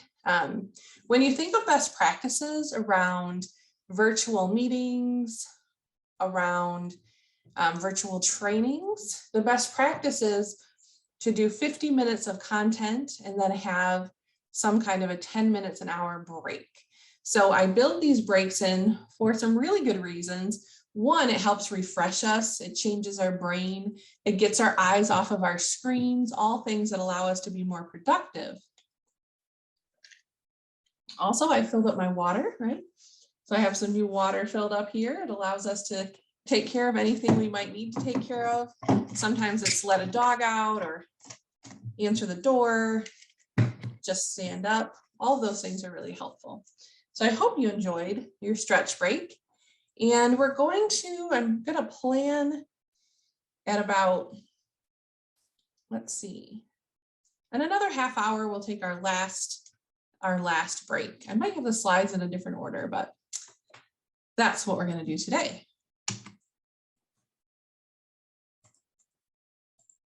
Coming out of our break, we're going to talk about flexible work. So you heard me mention 70% of employees want some type of flexible work. And you also heard me mention that flexible work is the #1 way to support caregivers, whether that's child caregiver, whether that's elder caregiver, whether that's a caregiver of a friend or significant other who has a health issue, permanent or temporary, right? Caregivers. It also supports all employees. So I'm very in favor of flex work. The Work Life Office at MSU has been giving trainings on and presenting information on flexible work options for over 20 years. So I am a member of CUFA, which is a college and university work-life family association. College and university, so other universities and colleges across the country, work-life family organization. So those of us who look at issues of work-life and intersections between work-life. And about 4 years ago, my colleague, Nancy Kostikian, who is the director of the Work Life Office at Harvard, said, gosh, we just need a pandemic. And that's going to allow us to test all these things that we're talking about, the importance of caregiving, flexible work, work-life fit, people's values around work and life, overwork, number of hours. Well, 4 years ago was before COVID-19. So Nancy was joking. But in the last 2 years, we've seen a huge spotlight on the things we have always worked on: workplace culture, workplace cohesion, inclusivity at work, flexible work options, and supporting folks inside and outside of work, including caregiving. So needless to say, these last 2 years have been very busy for the Work Life Office and work life offices all over the country. So flex work is huge right now. As you know, employers of every way, shape, and form have either sent employees home to work from home temporarily, or are now looking at how to address hybrid work and remote work. So I like to talk about flexible work because there's more than just remote work options. Sometimes folks prefer a compressed work week. So 4 10-hour days is an example. That would be a compressed work week. Flexible time. So when my kiddo, now a teen, was having some issues, I went into work at 7 and left so that I would be home by the time they got off the bus, so we could attend to the different appointments that we had to do. That's a flex time schedule. Instead of working 8 to 5 with an hour lunch, I worked 7 to 4 or 4:30 with a half-hour lunch. It was a little while ago. Job sharing is other flexible work. So that could mean 2 people are sharing a full-time role, but maybe they each only have part-time hours to devote. Moving your time from 40 hours to a lower amount of hours, from 40 to 35 or to 30, or working a 32-hour week or a 20-hour week. And then remote work, right? We used to be called telecommuting. We had a whole telecommuting policy at MSU. Now we have a remote work policy. The remote work policy was just sent out, and we know that there will be a lot of bumps along the way with our 13,000 employees. Some roles allow us to work from home and some roles may not. So if you're at Michigan State University and you're a chef, you can't chef from home to serve people, obviously. But then there are a lot of debates about, what about a front desk person? We want them there to greet people in person. Does that always need to be the same person? Can that be 4 days a week or 3 days a week and 2 days they work from home? So that's hybrid work, which I don't have on the list. So those are some of the types of flexible work that we're talking about. Best practices around flex work proposals are considering what you would like. So I considered that I wanted to be home for 2 days. I'm home today, my home office, but I took the afternoon off to be with y'all. And I have a work office on campus, and I'm there 3 days a week. So how will that affect my coworkers, my supervisor, or my job duties? Well, if today was a day that I had an in-person meeting somewhere, I would be at work. Even though it's a work from home day, I would be at work. How does it affect my coworkers? We need coverage for our office. So the other 2 people chose they wanted 1 day from home. So we make sure that there's at least 1 person in the office. How does it affect our supervisor, and can we get our jobs done? The best practice for flex work and remote work is the work getting done? Are the deadlines being met? Not where are you getting the work done or when are you getting the work done, but is the work getting done? If the answer is yes or neutral, consider your supervisors, or yourself if you're a supervisor should consider a flex work proposal. After you create a proposal, so let's say I want to be home Tuesdays and Fridays, I would meet with my supervisor and I will have thought out how this affects the other people in my office, how I will flex my schedule differently if I have a celebration or an event or a big meeting that I need to be in person for. I can switch my days or just work an extra day in the office. And then we're going to have a trial period. We're going to try it for 60 days, evaluate, are things getting done? Are they done on time? Am I still effective? And then we're going to evaluate that. So it's not the best idea to say everyone is going to work from home 2 days a week. We need to understand what people want and what they need. This does mean taking a one-on-one approach to flexible work, meeting with people, and that takes time, but it's really important in the way the world of work is changing. Now, some people said, get me out of my house. I have 5 other people here. I can't get anything done. The dog's always barking. If you have kids under 5, you're getting 2.5 minutes of uninterrupted time if you don't have another caregiver there. So some people are like, get me back to the office. Excuse me. I recently spoke with someone who talked about coming back to the office is better because it's easier to separate work and home, and they miss people. There's no one size fits all approach.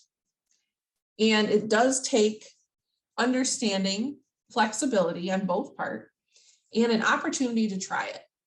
So I'm curious, how many of you, if you can pop in the chat, do indeed have some time or all of your time from home? So you can say full-time in the office, full-time at home, or hybrid. Fully remote, 100% home, full in the office. And I would add myself to hybrid. Okay, another full in the office, full-time home, fully remote. Okay, full-time at home. So we are going all the way, right? We're either all remote or fully in the office. Work from home only if needed, which is rare. So how many of you are satisfied with your work structure? Do you want to be full-time at home if you are? Do you want to be full-time at work if you are? So put preferred if how you're working is preferred. Oh, yeah, someone says, hate working from home. Everybody's different. So it's preferred, your work style is preferred. Thank you. How about the rest of you? Preferred, I like it. Okay. You only want to work from home. Okay. Prefer to be full-time at home. Okay. So to look up team, only want to work from home.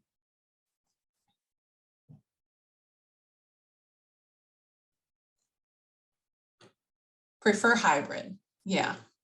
So if you look at the literature, it's how you navigate a full-time from home for full-time from work or hybrid. We have regular connections. So today I'm working home. One of my employees is working home. One's in the office. We all connected for a half hour to touch base, to check in, to see how their first in-person presentation went. So making sure that if you are working in different areas that you're connecting And if you're working fully remote, that you're building in water cooler talk. It's a whole type of talk we lose when we're on Zoom. You logged in at 1 o'clock, we started at 1 o'clock. There was no chit chat around the table. Where are you from? Where do you work, right? But we built that into our remote work experience to start sharing. So it's really important to make sure that you're looking at your goals and values. And there are a lot more options for at-home work now than there were 2 years ago, and definitely more than 5 years ago and more than 10 years ago. Our university has a new president, new provost, all new senior people practically. And I didn't know what was going to happen with the work-life office there. So I did start applying for other things. And the other things I applied for were all 100% remote. I interviewed with the Trevor Project, I interviewed with Amazon, and I withdrew myself out of those positions when I got my promotion. But it showed that I could be very competitive in an all remote market with large employers, and that the salaries were great, and that let me know my worth and also let me know what I liked and what I didn't like. So I love hybrid because we have in-person students at MSU that are important to connect with.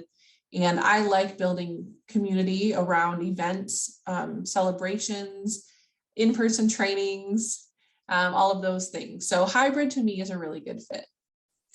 So if you're not in the preferred fit you have, consider visiting the Work-Life Office website and searching Flex Work, and it'll show you every step, all 4 steps to walk through to build a flex proposal, and gives you some research there as well. 70% of employees say they want some kind of flex work. I was just reading an article this morning that people are saying, I want to decide when I work too. So I want to start at 7 and be done early, or I'm a nighttime, I want to work at noon and be done at 7, right? Everyone has different preferences. So how you propose it is all on our website, but it's a hot topic for sure. Another thing that's really important, whether you're working from an office or working from home, are ergonomics. It's a study of people's efficiency in their working environment. So however you're sitting right now, you should have 90 degrees at the waist, a bend of 90 degrees, 90 degrees at the knee, and 90 degrees on the floor. So if we look at this person, she's not quite 90 degrees at the waist. One of her legs is 90 degrees, one is not, and I can't see her feet if they're 90, but I'm guessing the cross leg is not. So if you can improve your pain, strain, posture to have good ergonomics, and improve your productivity and focus if you have good ergonomics. So at home, my spouse and I both have workstations, and because I work from home for my private practice, I need to be able to really focus. So I have a full desk set up, I have a keyboard, I have a docking station for my laptop, I have 2 screens, I have everything I have at work. So I can be just as efficient at work. A couple of my employees go and they sit at their kitchen table or on their couch and they have their laptop. They only have 1 screen, and at work they have 2. So really it's figuring out what works for you the best and allows you to have good ergonomics. So think about office furniture, technology. I have windows open. You probably see the light coming in. It is important to have natural light. I have a door I can close for privacy, and I know not everybody has that. But sometimes I've worked with employees to have like a red cup and a green cup. So if the cup was green, it means go ahead, approach me with questions. But if the cup was red, it means I'm in a meeting or I'm concentrating. Please don't approach me unless it's an emergency. So setting up your physical area so other people in the area might know your boundaries and when they can talk to you can be important. But be thinking about your posture, because over time that can affect our sleep and it can affect our headaches. Posture is one of the number 1 reasons why folks have so many headaches. Our head is actually the heaviest, most dense part of our body. And so if we are having it at an angle that it's not meant to be in, it will cause neck and back strain. We also want to think of the temperature. So I'm really glad we have window units at work, because I like it cool and the other 2 in my office like it hot. So I can have my office a little cooler. Not everyone can do that, but you do want to make sure it's not too hot or too cold. You want to think about noise level, vibrations, air quality. We have air purifiers in all of our offices that we purchased during COVID, but it's nice to know they're there. We're in a very old building built in like the 1800s. Is your work social or independent? And what are your expected work hours? All of those things can affect your performance, and you can see how they tie in to both ergonomics and tie into also your physical health, your mental health, and tie into our last section where we talked about flexible work. So everything I'm going over is about workplace well-being. I could do an hour on ergonomics. I could do an hour on flex work, and often do, right? So right now we're talking about just the top few things that we're doing. All right, one of my favorite sections now, psychological safety and DEI. These are really, really important concepts. Michigan State University has a new 2030 strategic plan and also has a DEI strategic framework. And so we really look at how all of those strategic plans affect the work we do. How are we contributing to the university goals? So whatever you do, you should be able to tie into your strategic plan of your organization or your agency. So what is psychological safety? Oh, that Jamie, she's a therapist. She's always talking about the squishy stuff, as I've been told before. Really, it's the foundation. Psychological safety means that an employee feels safe to be themselves at work. They feel safe to voice their opinions, thoughts, or ideas without fearing that they're judged. Employees, how this affects DEI is employees feel able to share their whole selves at work. Again, I'm going back to that whole person workplace. They can exhibit their race, ethnicity, gender, sexual orientation, background, family status, and all other parts of their identity without judgment. We know that DEI in the workplace is a best case scenario. It is a best business practice. There's a business case for it. It's also something that it changes the way we think and work. So the benefits are improved performance, more creativity and innovation, a bigger commitment to the organization that helps with recruitment and retention. It improves communication, engagement, and sharing of knowledge among employees. It increases openness to learning, including learning from failure. More positive attitudes among employees, increased levels of initiative, and employees become more open-minded, resilient, motivated, and persistent when they feel safe. I feel lucky to work at Michigan State because we value DEI. I have been able to take courses like the Anti-Racist Path and MSU Dialogues on Race, MSU Dialogues on Religion. As work life is an equity issue, particularly among women and BIPOC folks and women of color, even the most so with that intersectionality, it's really important that we continue to study. So my interns and my staff, we have a commitment to DEI. We spend an hour a week engaging in DEI activities and talking about them. So when it comes to psychological safety, the first or second slide I showed told you my education, where I got my degrees from and how many places I lived and worked. But this is also me. I'm a Girl Scout leader. I'm still participating with Junior League of Lansing as a sustainer. I'm a member of my social justice and inclusion team in my women's chorus.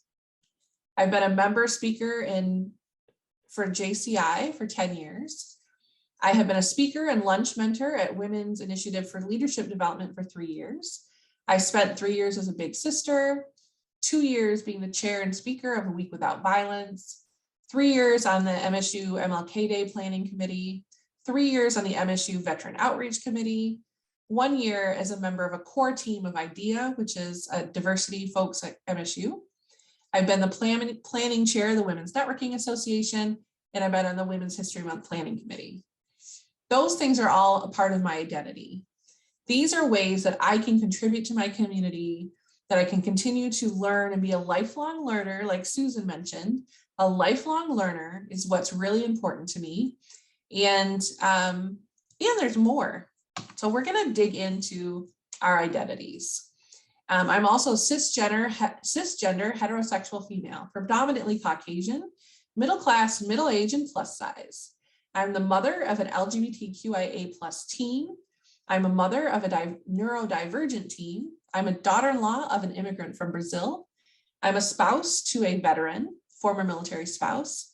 I'm a daughter and caregiver of an end-of-life father. I'm a sister of a recovering addict.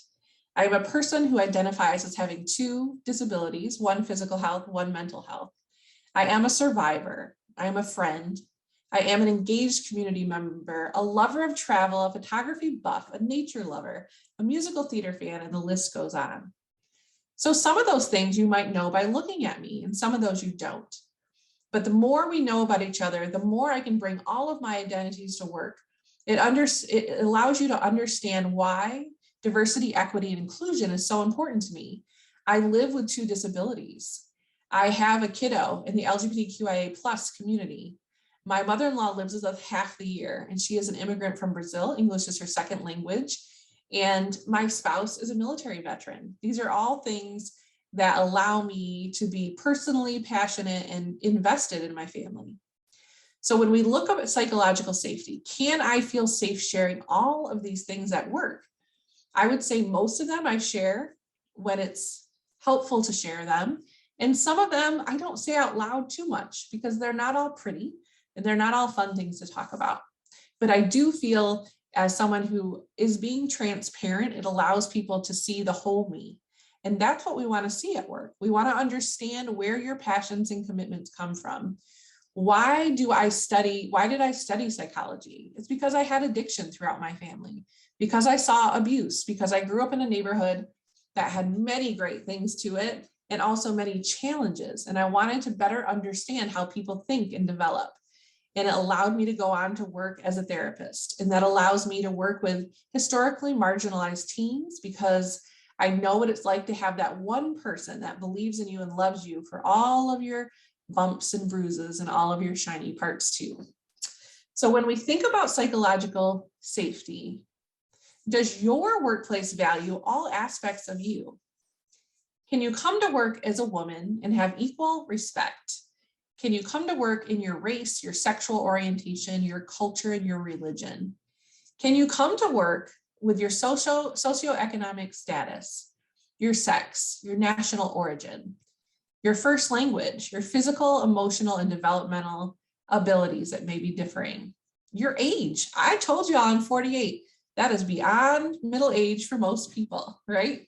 Your religious or spiritual affiliation, and your family status or role. I can tell you that people who have children usually easily identify as a caregiver or as a parent, but people who have elder relatives like I do, my dad is in his final stages of life, don't always consider themselves a caregiver. I just think I'm being a good daughter by helping out. So it's really important to understand that elder care is becoming a bigger and bigger issue, and we'll talk about that in a little bit. So I want you to reflect. I hope you have a notes key or a piece of paper that you can write down the answers to these, and maybe even you'll feel like sharing. What identities do you have that are important to you? Which identities do you think about most often? What do I think about when I'm out in the world shopping or grocery shopping? What do I think about when I enter the workplace, right? This could include things like first generation college student, level of education, your socioeconomic status you grew up in, or your socioeconomic status that you hold now. Which of your own identities would you like to learn more about? Doing this DEI work with our interns, we usually have a team of about 5 interns, has been really illuminating. A lot of interns that are college student traditional age, I always take on non-traditional age college students as well, but the young adult college students are really doing a lot of exploration around their identity outside of their home. Who am I? Not just what am I going to be, what am I going to study, but who am I? And recently I talked to one of our interns and she shared that she wants to learn more about her Latinx heritage. Her father's never been in her life, but she's half Latinx. And so she's going to go to her country of origin after graduation and start to learn more about her culture. Sometimes we have an identity, but we don't closely identify with it. So sometimes we want to learn more. Which identities have the strongest effect on how you perceive yourself? Oh, I missed a question mark. Sorry about that. And which identities have the greatest effect on how others perceive you? One of my jobs was an adolescent substance abuse counselor. They were mostly court mandated. And so I was working with a lot of Black and brown, mostly boys and some girls, a lot of kiddos in foster care that came from a low socioeconomic status. And the folks that ended up in court mandated care often came from neighborhoods where police were patrolling more often and where they may not have had as much room in their home or community to do some teenage behaviors, and they ended up in the court system. And I walk in as a middle-aged, overweight white woman to these boys, mostly of color, including working at places like residential facilities like Highfields and in the juvenile detention centers. And I had to address my appearance. I had to say, what experiences have you had with other overweight, middle-aged white women? And it would tell a lot. They'd usually giggle and laugh. And they'd say, well, CPS, Child Protective Services, or the police, or sometimes a teacher. But maybe in their communities of color, there wasn't a lot of trust. So to do real work with folks, it is important that I see my areas of privilege, and I also see my areas of power or perceived power, as well as seeing my areas that may be marginalized by certain groups. So for example, being a woman with some traditional folks that I worked with in some communities, it was the dad didn't really value what I said sometimes.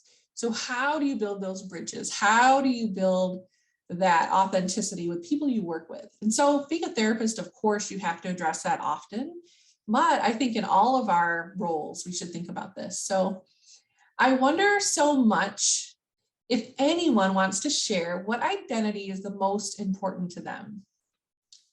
Being the first woman in my family to graduate from college and being the first person in my family to get a master's degree is one of my most important identities because I worked hard for it. And I've broken the cycle of being stuck in cycles. And that is super, super important to me. I'm the first person on one side of my family to not have struggled with addiction.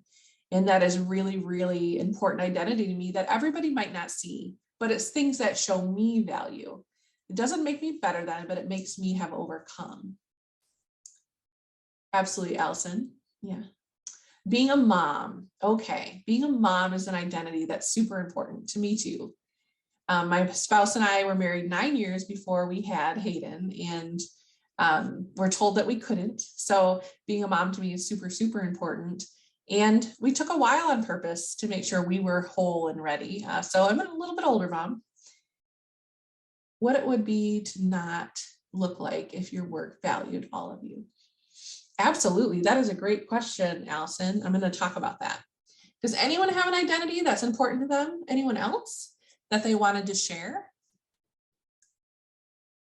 My gender is very important. I know that's the first thing people see.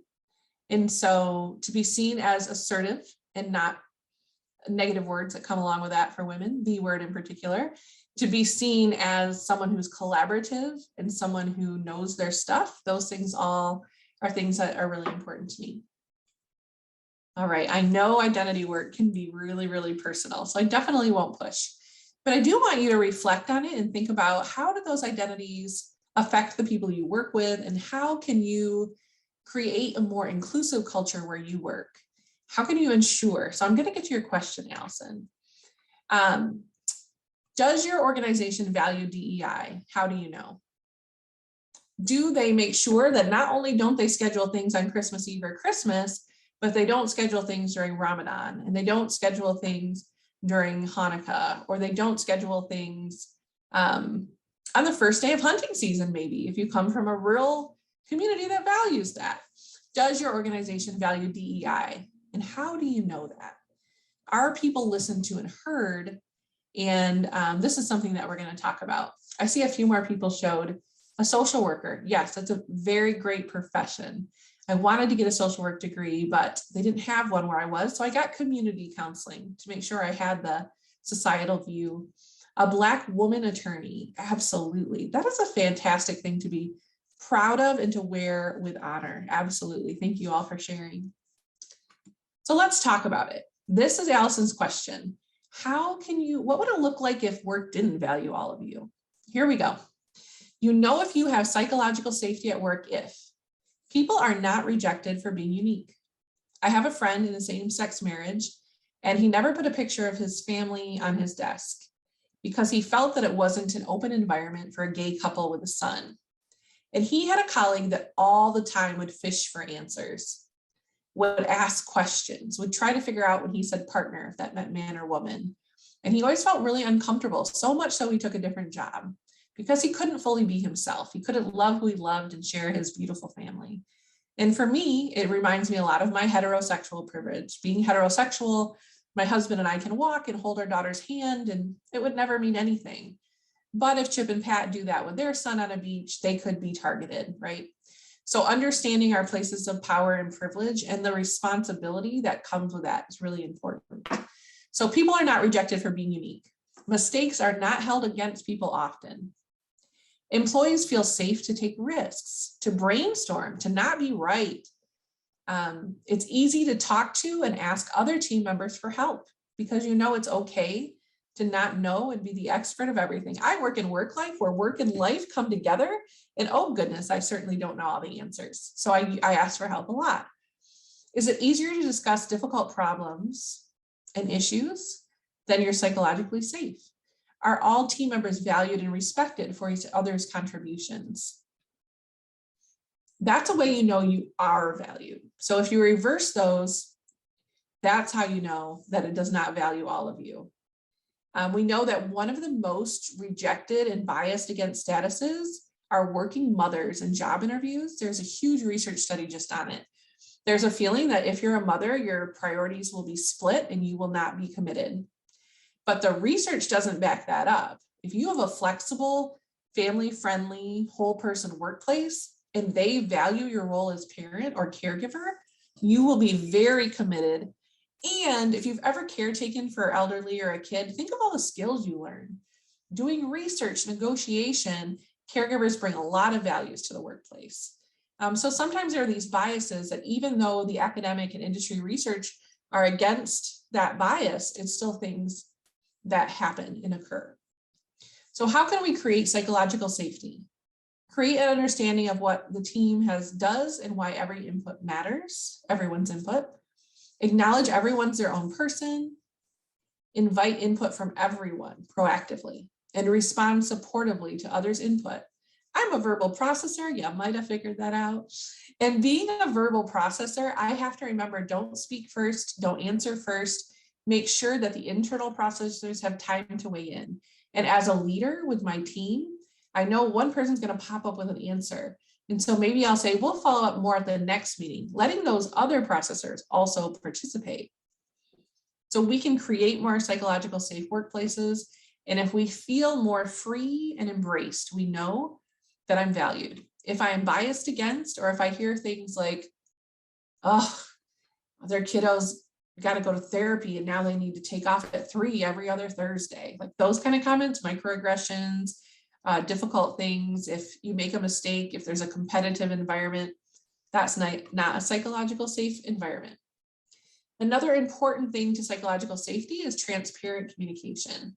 But before I move into that, I wonder if anybody has any questions on psychological safety or what it means to be fully embraced as a whole person. I worked at a nonprofit. We had a Jewish executive director and a born-again Christian lead. And he said, we need to plan the Christmas party. And I said, can we call it a holiday party? And he's like, no, all the people we work with are Christians except the director, and he's not going to care. That is not psychologically safe. That is not inclusive. And that also assumes that if you didn't hear differently, everyone agrees with you, right? So psychological safety is very important, particularly in that organization. We were working with homeless mothers and children, or unhoused mothers and children. And it was very important that that population, having a power differential from the director, felt supported. Okay, seeing no questions in the chat, I'm going to power through here. Transparent communication is communication about good and bad information being shared in all directions, up, down, and sideways. Supervisors can inform employees or coworkers soon after hearing important information. That's how we increase transparent communication. We need to answer questions promptly, honestly, and include the reasons why.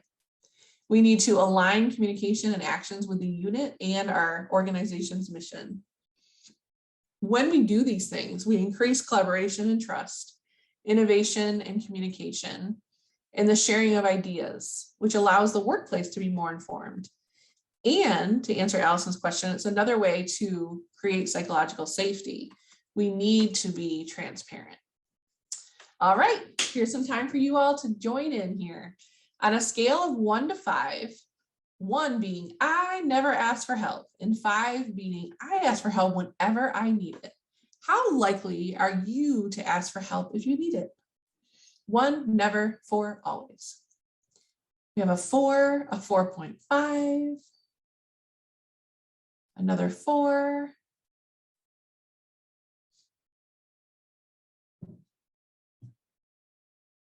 a 3. I ask this question often, 1 to 5, and most of the time I get a lot of 2s and some 3s and occasionally a 1. So I love the 4s I'm seeing and the 3s, right? Some people say it depends. At home, I'll ask my kids to do anything, but at work, I don't want to ask for a lot of help. Sometimes it differs.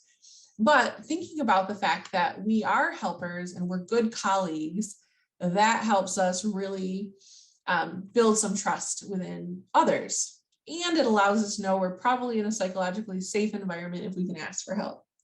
So thank you all for sharing. One of the presentations I give, it's a whole hour on being a good colleague. Like I said, I packed a lot of information in here. There's things we can all do to be a good colleague. Everybody needs social, practical, companionship, and informational support. But there are also things we can do to be a good colleague, which ties into building community, which ties into building trust, transparent communication, psychological safety. So everything we're talking about isn't standing alone. It's definitely intersecting in workplace well-being. So this is a list of things that you can do in your everyday work that can allow you to be a good colleague. Build relationships, keep commitments, meet deadlines, build trust, share credit, talk with respect, be honest, have a positive attitude and talk positively about others, be inclusive, help others develop, discuss problems with people directly involved first, and bring ideas for solutions when issues arrive. So there's things we can do from any level, whether we're an intern, whether we're a volunteer. I served many years as a professional director of volunteers. It's an important job. I'm sure you all might have them in your organizations. And with volunteers and employees, it's the same. How can we be good colleagues? So I want you all to grab a piece of paper. We're going to do another interactive thing here together. Everybody needs, and this is the important part, this is the foundation for activity. Everybody needs social support.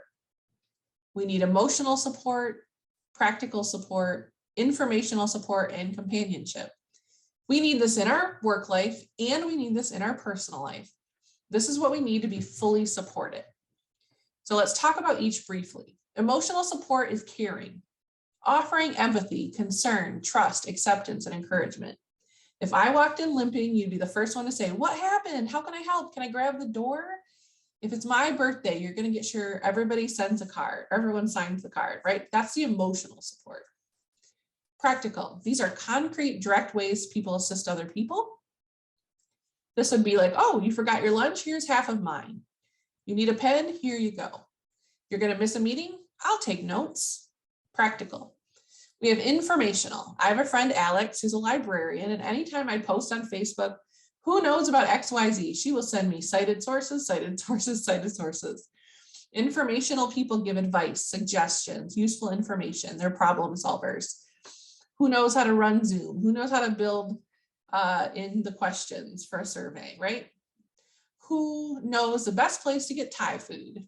That's all informational. And then companionship, the people that we want to be with and say, "Do you want to go to this training with me? I heard Jamie is great," right? Do you want to go for a walk at lunch? Do you want to sit by me at the meeting? Companionship. All right. So I want you to make, just take a piece of paper and draw a big plus sign on it. Then you'll have each section: emotional, practical, informational, companionship. I want you to write the names of the people at work who fill those things for you. And then I want you to write the names of the people in your personal life that fill those things for you and circle them. And then we're going to come back. So who gives you emotional support at work? Write their name. Who gives you emotional support outside of work? Write their name and circle it. So you'll have 4 boxes and you'll have people's names circled for at home and not circled for work. And I'll give you just a couple of minutes to do that. Let's say 3 minutes. I'll set a timer.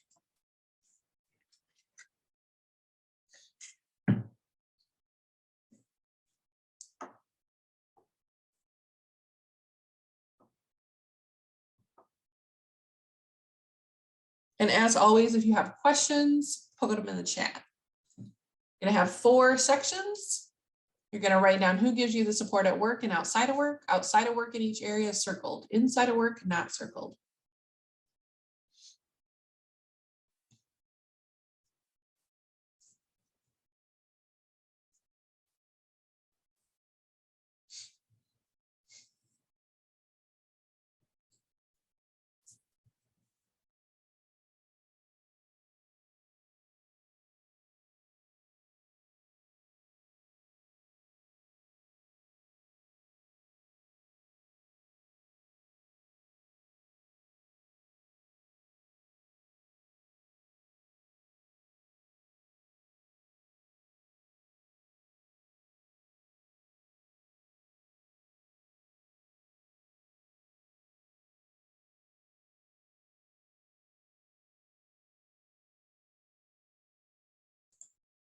Two minutes left.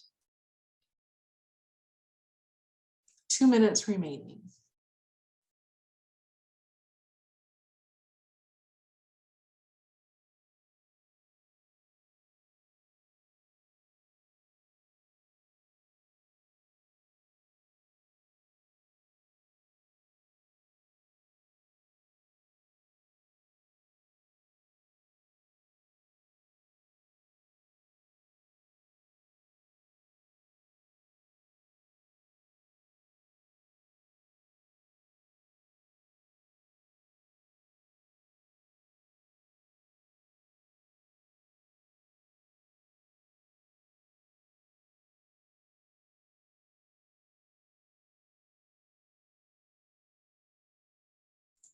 One minute remaining.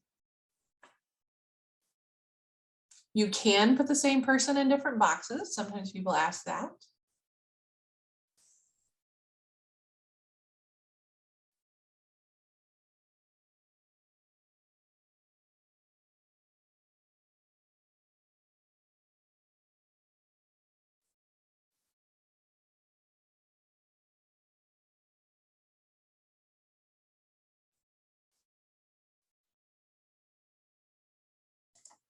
"30 seconds left, and if you're done, you could also start reflecting on which type of social support do you provide most in your team.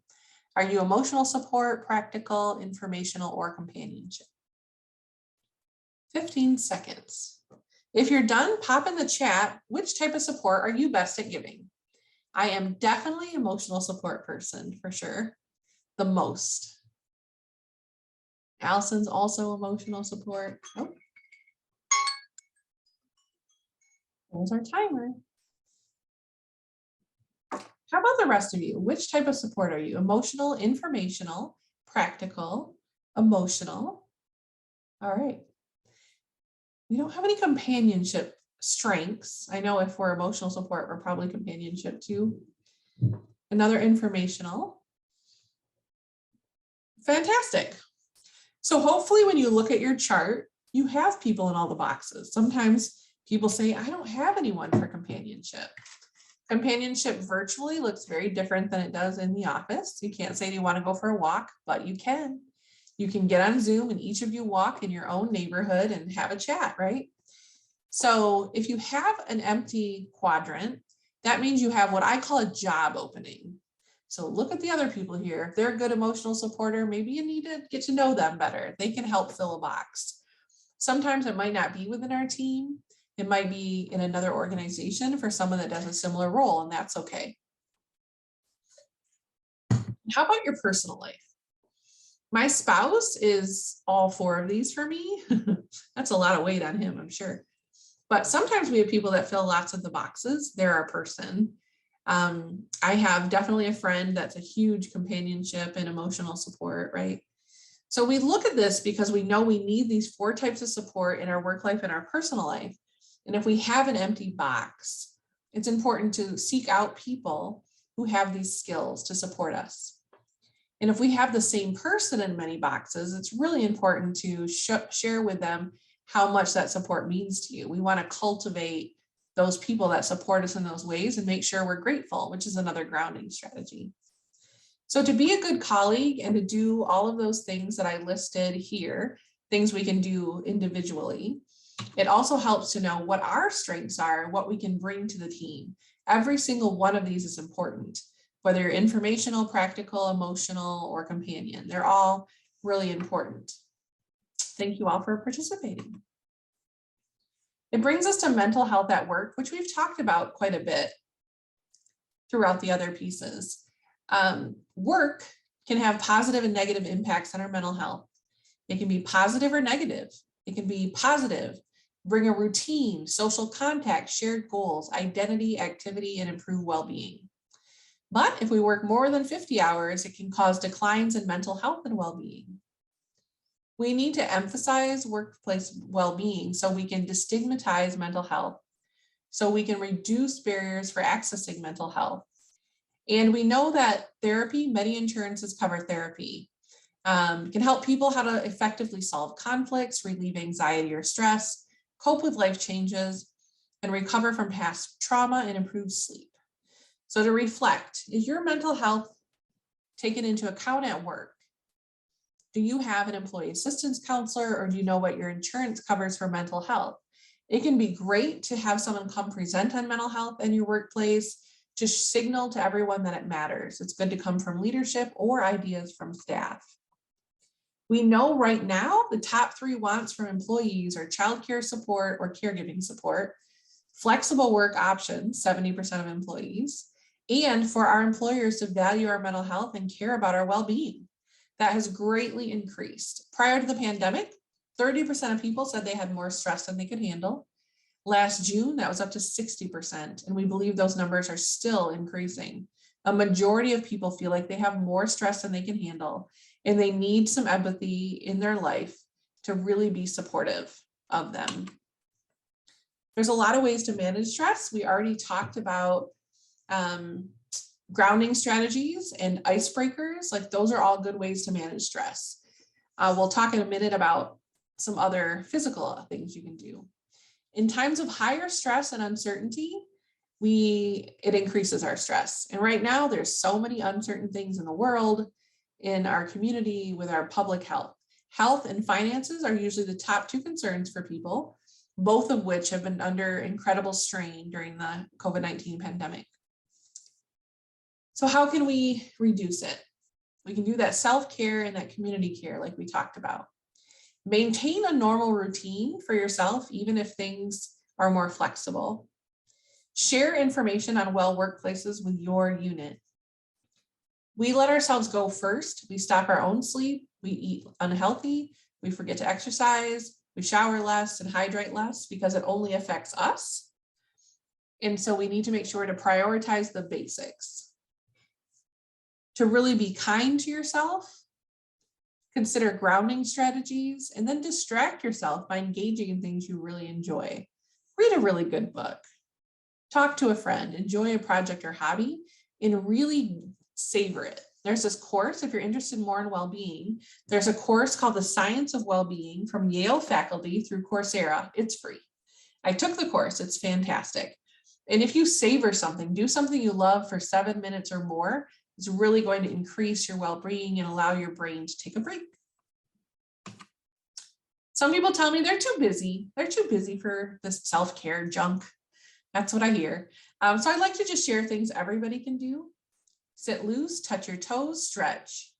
Do that box breathing we did in slide 2. Call a friend for a quick hello or a long 6-hour hello if it's your bestie that moved. Unclench your jaw. Remember how we talked about 2 minutes an hour? Raise your arms up over your head. Walk up and down the stairs. A lot of us love to walk. Go for a little walk. Go to the bathroom, walk around the building, come back in.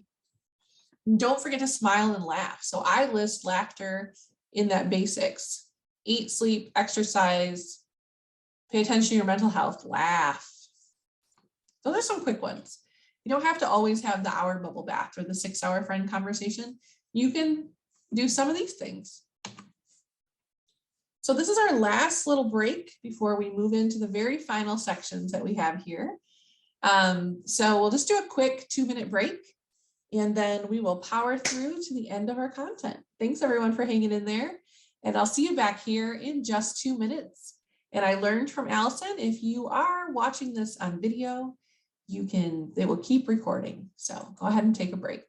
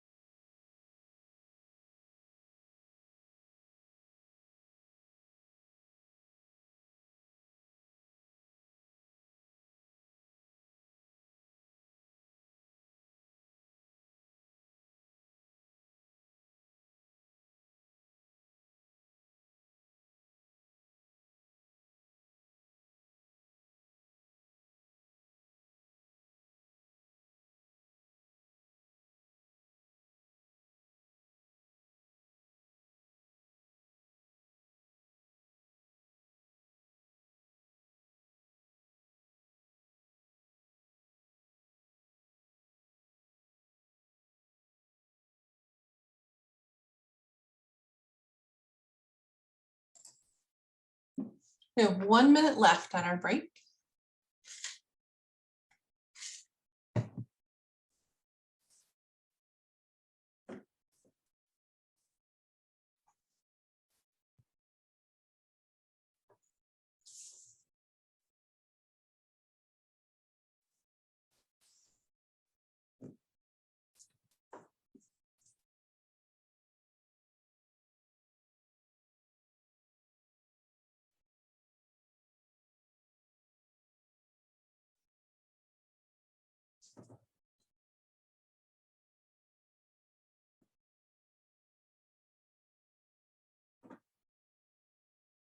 Thirty seconds left of our break.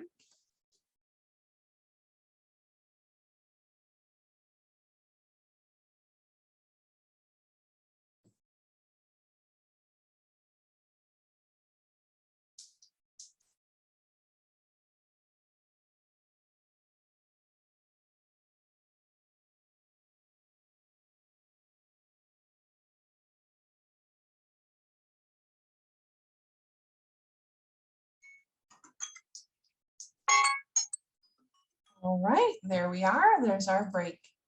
Hopefully everyone was able to move or stretch and take their eyes away from their screen.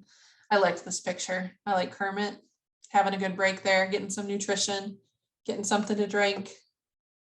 Thanks for hanging in there with me. We have just a few things that we've talked about a little bit, and then I'll have some time for questions. Physical health, you've heard me mention this. Schedule those meetings for 50 minutes so folks have 10 minutes to stretch or walk. Whether you're in person or virtual, it's important to have time to take care of yourselves. Even that 90 seconds to 2 minutes of stretching every hour makes a huge difference. And schedule, if people are able physically, to schedule a walking meeting instead of sitting meetings if you can. Our physical health and mental health are completely connected, and that really brings us to nature.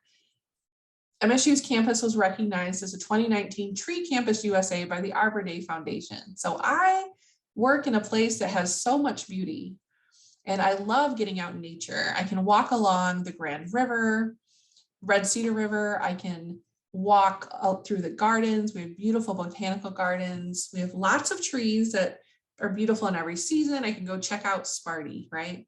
So getting away from my desk and into nature is really important. It improves people's well-being and moods. It increases our oxygen intake and our lung capacity.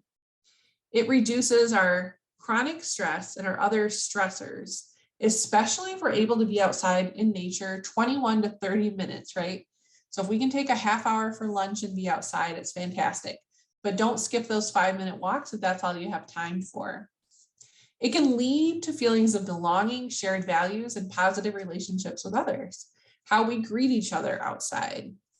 And it allows employees to step away from our work and reap the benefits of nature. We did a whole session. You can find the recording on our website called Forest Bathing, which are the positive effects of being outside. If you have a beautiful place near you, share where it is. So I work right behind Beaumont Tower. So this is my view out my window, and I walk around Beaumont every single day. Where is the best place in your community to get out in nature? Do you have a park or a green space nearby? Do you have a river or a lake that you can see? Do you grow flowers in your garden is the best place to be? Go ahead and share that in the chat. Another best practice is to engage people every 9 minutes to stay engaged in content. When we do content for learning, make sure we're giving people an opportunity. So I'd love to hear where your favorite place to be in nature is in your community. I recently presented to Flint campus, MSU, and they told me about all these great parks and rivers they have by them. And I really want to go visit Flint now. Anybody have one they'd like to share?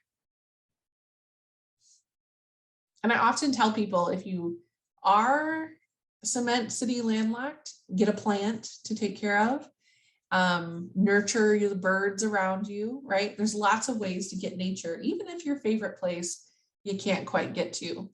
Hopefully those of us that are in Michigan, Michigan's a pretty place, and there's usually nature and green spaces that we can find. Your yard, yeah, absolutely. That's amazing, right? I have bird feeders out back, and I work from home and I can watch them. And that's amazing. I love the woodpeckers the most and the hummingbirds when it's season. So yeah, your yard can definitely do. Thanks. You have to take breaks. We've been taking them to set the example, and you have to fully detach from work when you take your break. Try to be active and use a different part of your brain. When you're feeling too busy to take a break, go ahead and switch to a different task. So time away from work is really important, including paying attention to meals. So MSU has a nutritionist that staff can consult with for free. And she gave me a lot of these tips. Sometimes we skip lunch or taking a lunch break, and it is important to get away from your desk and technology at lunch. Give your brain a break. You'll be more efficient if you take a 15-minute break and come back than if you powered through. If you pay attention to your food, it allows the body to really absorb those nutrients and can lead to longer satisfaction with your appetite. Notice with your senses the food. How does it look, feel, smell, and taste? How do you feel about the food? And calm your body as you eat. So we have to take breaks, pay attention during meals, and take vacation. 70% of employees feel more satisfaction with their jobs if they take regular vacations. Look, I never met a vacation I didn't like. It's time with my most favorite important people. It strengthens relationships. It improves your sleep by 20%, helps manage anxiety and depression for those of you looking for tips, and it improves your health and lowers healthcare costs. So breaks at work are super important. Hopefully y'all have these at the top of your head. Where is your favorite place to vacation? My very favorite place is Empire Beach in the Sleeping Bear Dunes National Lakeshore, Empire, Glen Arbor, Michigan area, Traverse City. This is a picture of Empire Beach, and it's just my favorite place. I can't wait to go. How about you all? Where's your favorite place to vacation? The Upper Peninsula, love Marquette. I went there for the first time last year and was blown away by pictured rocks. And well, I've been to Marquette before for work, but never for vacation. Toured NMU. Yes, I love the UP. It's really beautiful. That's a great example. Think about, where is your favorite vacation? Even imagining yourself there and taking time to fully immerse your senses into what it feels like to be there gives us some of the benefit of actually being there. I talked to y'all already about caregiving being an equity issue. Caregiving is deeply rooted in racial and gender inequities and people for providing paid and unpaid care work. BIPOC women hold most of the unpaid family caregiving roles. 60 to 75% of caregivers are females, and women spend 50 more time providing care than men. So when we talk about supporting caregivers, we're talking about equity, women of color, intersectionally, most important. And we know that childcare allows caregivers to work and eases stress. When we think about our most conflicting roles in life, it's usually family and work. They're the two. We want more time with family, and work sometimes interferes, or we need to get more work done, but we feel guilty about not spending time with family. So it's important to provide guidance on finding childcare, and tips to support childcare include things like setting regular start and end times to meetings, alerting employees to schedule changes really early, and offering that flexibility we talked a lot about in the workplace. It's important, and it's a law, to support breastfeeding and chest feeding employees. There's a break time for working mothers law, and Michigan State has a lot of great resources on how we support our breastfeeding and lactating, chest feeding folks. And the time when you most lose a parent out of the workforce is right when they return from parental leave. So making sure they have the support that they need to make that big transition is really important. And as I mentioned earlier, elder care is becoming more and more of an issue. I have 3 aging parents that I do some type of care for. So it's important to give people, connect people. The biggest tip I'll give here is the Tri-County Office on Aging or your local area on aging, wherever you are. They have so many experts, information and support and guidance, and it's free. So caring for elders, we have to destigmatize this. We have to let people know that this is a priority and is important. We need to understand there's a caregiver shortage. So a lot of folks take their vacation and their free time caring for their aging parents, disabled spouse, ill spouse, or even adult children that may have different abilities. So it's important to acknowledge these folks and let you know that you see them and you care about them. Do you identify as a primary caregiver for a child, elder, or other loved one? You can answer yes in the chat if you identify. I am a primary caregiver for my teen and also for 3 of my aging parents. It doesn't mean they all live with me. It means if there is an issue, I am the one that's going to help sort it out. Oh, I see another favorite vacation spot, Ludington and Charlevoix. Those are 2 of my favorites. I love Ludington. Okay, yes. Breastfeeding question, how to discuss the topic and support new moms. We should destigmatize talking about. Sorry, it wasn't, you can answer, but that wasn't a question. I didn't get it right. We did a webinar on that, so I was posting the link, but feel free to answer. But no, I love that. That's good. Okay. So I see some folks here are caregivers. That is another role, like I said, that causes the most strain on folks of that. And also the biggest barrier to workforce participation is if you're a caregiver and not supported. Does your employer support caregivers? You can answer that in the chat. Yes, somewhat, not much, or no. Currently, I'm on President Stanley, president of MSU, has a committee on creating nationally recognized best caregiving practices, and I'm on a committee to strengthen our supports for parents at MSU. The Work Life Office has tons of ideas. We have webinars you can access for free all over our website. If you have any questions, reach out to me. I'm glad to hear that your employer supports caregivers. I love that. So where do we go from here? As we're wrapping up, getting us on time here, 15 minutes, we have the Wellbeing at Work Guide. It will show you all those subjects that we just went over more in depth. Also, the Work Life at msu.edu is a wonderful website that has a ton of information. We're going to totally revamp it so it's easier to use. If you can't find something, let me know. And then remember to bring in experts on workplace well-being. Signal to your employees, your employer, that this is important. Help me do the work of destigmatizing, talking about our physical and mental health, understanding that they're very connected. And as Maya Angelou says, if we don't work, nothing else will. So our health well-being is definitely the foundation. I did leave some time for questions. I'm sure you're all just overloaded with information. So if you think of a question later, you can email me directly at hutchj@msu.edu. I'm glad I didn't wear that outfit today. That would have been awkward. And you can also email worklife@msu.edu. And remember, our Work Life Wellbeing website is there for you to use. It's open sourced. And in that website, we have a number of different things that say Spartan specific. So if it says get out in nature, we tell where on campus you can get out in nature. That can be totally customized. You can take the information from the website and talk about how to get in nature in the Sault Ste. Marie, how to get into nature in Kalamazoo, right? So although some of it's Spartan specific, you can definitely brainstorm around your area where that works. And it was designed so that people could take that website and add their own information to it. As always, we want to hear from you. We're fancy. So if you hold your picture of your phone up to this QR code. It'll pull up a quick survey. It takes about a minute. And then we also have a link that I will attempt to put into the chat. Maybe. Yep.